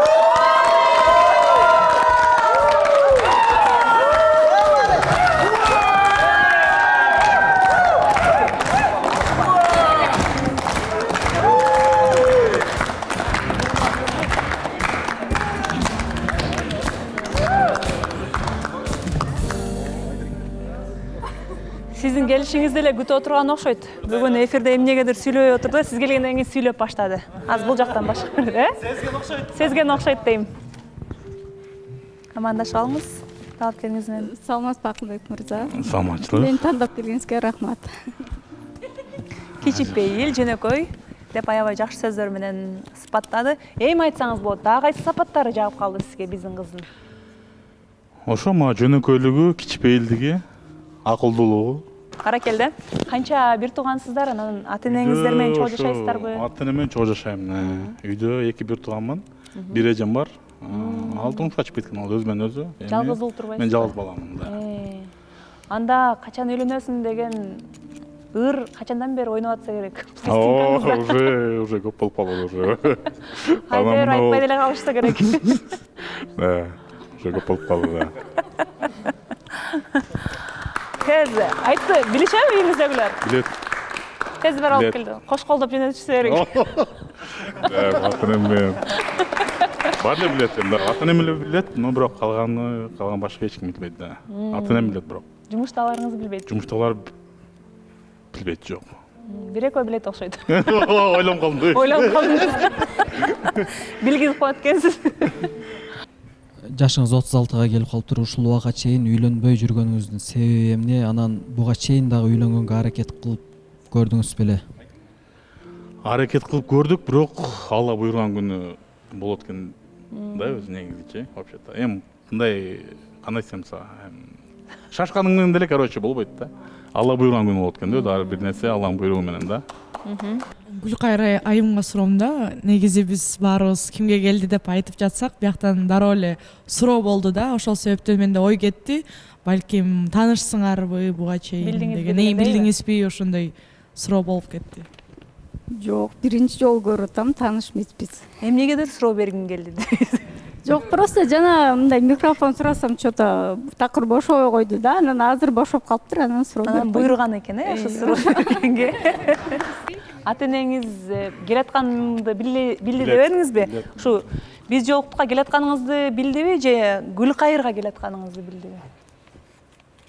Гүлкайырга келатканымды билет, биз баарыбыз эле эми билет да, мен айтканмын да. Акылдашып кеңешип, ушундай болот, кандай кылабыз деп? Билет да, эми экөө билет да. Туура үйгө алып келе бер деди. Андай кылса деле болот. Иә да, мен күнөөлөп калдым. Алып кетип калып, тамашалап айтып койдум э? Алып кетпеңиз, биринчи сүйлөшүңүз. Тамашалап атам, мен деле түшүнүп атам да. Акылбек мырза, саламатсызбы? Сиз кастингден баштап, биринчи выпусктан баштап көрдүңүз да, э? Ошол кайсы сериядан баштап, кайсы моменттен баштап ошол түшүндүңүз да, өзүңүз да, ошол Гүлкайырга барам деп, мындай решение как вы приняли, да? Эми бул кастингден көргөндө эле уже чечкенмин. Вообще-то анан моментти күтүп аттык. Биринчи кимер болотпу? Ким эле? Мер болот. Анан кийин Эржан, э? Мырза дегенде адам эми бошобуша. Бошобуша. Бошосун деп күтүп аттыңыз. Аракелде. Чечкиндүү адам таштап келген. Ошондо кызгандыңызбы? Кызгандым.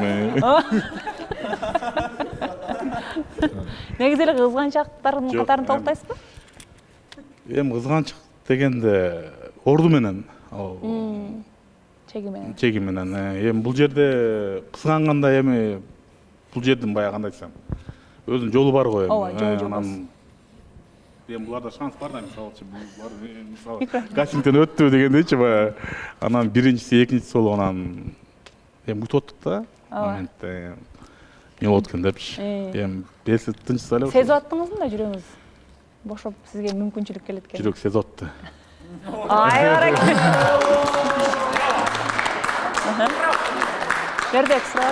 Военныйлар баягы постоянно командировкада жүрөт дейт. Сиз бир туруктуу жерде жашайсызбы же ошондой командировкага чыккан учурлар болобу? Эми кандай десем сага. Эми биздики частный да. Вот, ал эми кандай десем сага 12 саат жумушта болсок, 12 саат үйдө болобуз да. Же башка шаарларга, областтарга? Жок, пока андай жок, бир жерде эле турупту да. Менден суроо болсун анда. Санжар. Байкенин характери аябай мондай ачык мүнөздүү, ушундай сонун характери бар экен да. Бизде Гүлкайыр эме го, мындай көп сүйлөгөн, мындай токтоо ушундай кыз да. Анан экөөнүн характери өтө сонундай келишип, Байке бат эле көңүлүн алып, эртең бир айдын ичинде той болуп кетчүдөй эле сезим болуп кетти да мендечи. Анан Амин деп коелу. Анан менде суроо болуп атат. Мисалы эгер Байке Гүлкайыр макул боло турган болсо, эгер сиз колун сурасаңыз, сиз канча убакыттын ичинде үйлөнүп кеткенге даярсыз? Анан Гүлкайыр сен ошол мисалы 1-2 айдын ичинде Байке предложение кылса, ушул тийип кеткенге даярсыңбы? Эми бул жака ошол үчүн келдик да. Эми бул жерде кыз эле чечип коет да өзүчө. Если кыз даяр болсо, мисалы, мен даярмын да. Бир 3 күн. Нары бер 4 күн деп койчу мен.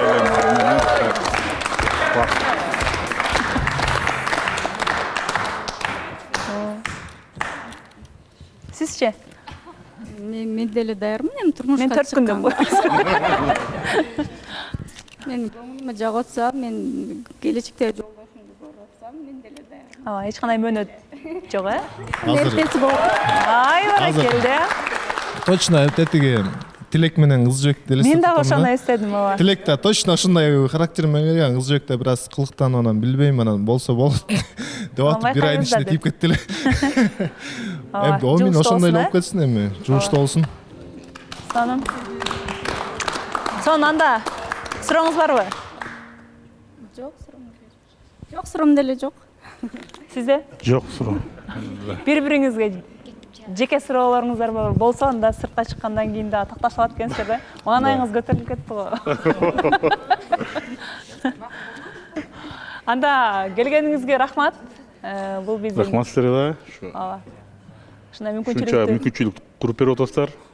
Ушу айтарым ушу НТС ушу жамаатына ушунча баягы эми сүйлөшө албагандар сүйлөштүрүп дегендейчи баягы ошол да эми берде сонундай шанс болот дегендейчи мисалы ушу кыргыз элине ушу балдарына ушу балдарга жана кыздарга дегендейчи ооба ошо айтарым. Сизге дагы кадам таштап келгениңизге рахмат. Анда биздин кыздан официалдуу кайрылып коелу. Сизге келип калыптыр бул жактан. Эмне дейсиз? Сиз эки жоопко тең даяр болуп келдиз да, э? Даярмын. Макул бир жума чай ичип көрөлү. Ай бараке. Келиңиздер анда.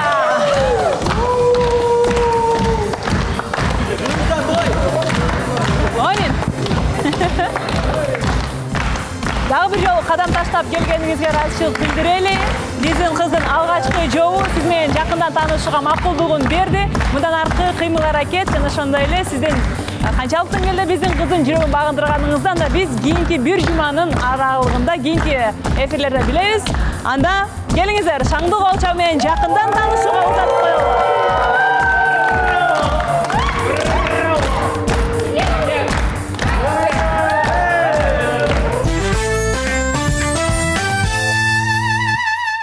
Биз бүгүнкү эфирибизди жыйынтыктардан алдын албетте кайрадан биздин демөөрчүлөргө кайрылып өтөбүз. Мен негизи көпчүлүк билген бар, билбеген бар, кесибим боюнча журналистмин да. Дипломдоо кесибим боюнчачы. О, дейсиңерби? Ошон үчүн мен Демирбанктын текстин бар журналисттер жаңылыктарды алып баратканда окуп берейин, бир тыңдап коюңуздар, Мастер-класс. Ушул жылдын 31 декабрына чейин Демирбанк жаңы кардарлар үчүн супер акцияны баштайт. Мобилдик тиркем аркылуу 0% менен онлайн кредит алууга болот. Арыз берүү процесси бир нече секундту гана алат. Ал эми каражаттар жактырылгандан кийин дароо картага түшөт. Ал үчүн Демирбанк тиркемесин жүктөп алып катталыңыз. Кененирээк маалыматты Демирбанк сайтынан же 2222 номер аркылуу билсеңиз болот. Лицензия бар жана бул мүмкүнчүлүк бир гана Демирбанктын кардарлары үчүн. Гүлназ Чыныбек кызы жана ошондой эле биз жолуктуктун атайын чыгармачысы.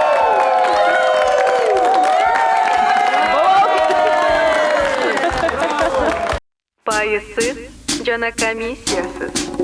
Насыя бергениңер үчүнчү? Пайызсыз жана комиссиясыз. Чыгарып алуугачы? Пайызсыз жана комиссиясыз. Пайыздык ченеми өнөктүн ичинде өзгөрөбү? А бир айдан кийин кандай болот? 0%. Макул. Ал эми насыя алуу үчүн эмне керек?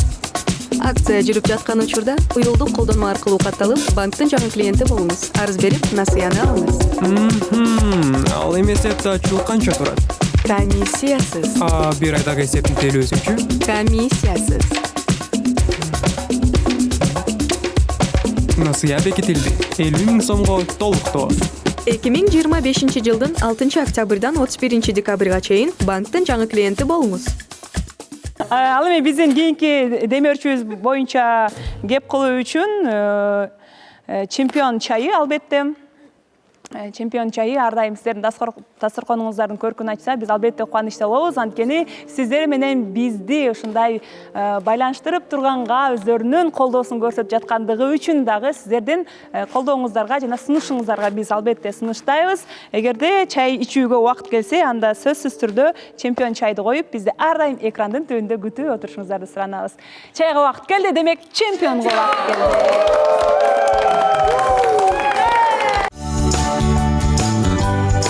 Ар бир кутучасында, ар бир жутумда айырмалангыс ырахат жана кайталангыс даам. Чайга убакыт бар, анда убакыт чемпиондо. Мына ушундай жаркыраган маанай менен биз кайрадан сиздер менен бир жума аралыкка убактылуу коштошуу алдында турабыз. Сагыныңыздар, күтүңүздөр, биз да сиздерди сагынабыз, күтөбүз. Алдыдагы кандай жаңылыктар болот экени бизге дагы аябай кызык болуп турат. Эскертип өтөйүн, эмне үчүн күтүңүздөр деп атам, анткени катышуучулар сиздерге дагы бир жумадан кийин көрүүчүлөр да күтпөгөн, сиздер да күтпөгөн окуя болот. Эмне экенин, эмнеге байланыштуу экенин азырынча айтканга эрте, ошондуктан бир жумадан кийин дал ушул жерде МТС телеканалынын биз жолуктук реалити долбоорунда кучак жайып, сагынышып көрүшкөнгө чейин аман туруңуздар. Биз сиздерди жакшы көрөбүз. Көрүшкөнгө чейин сак саламатта туруңуздар.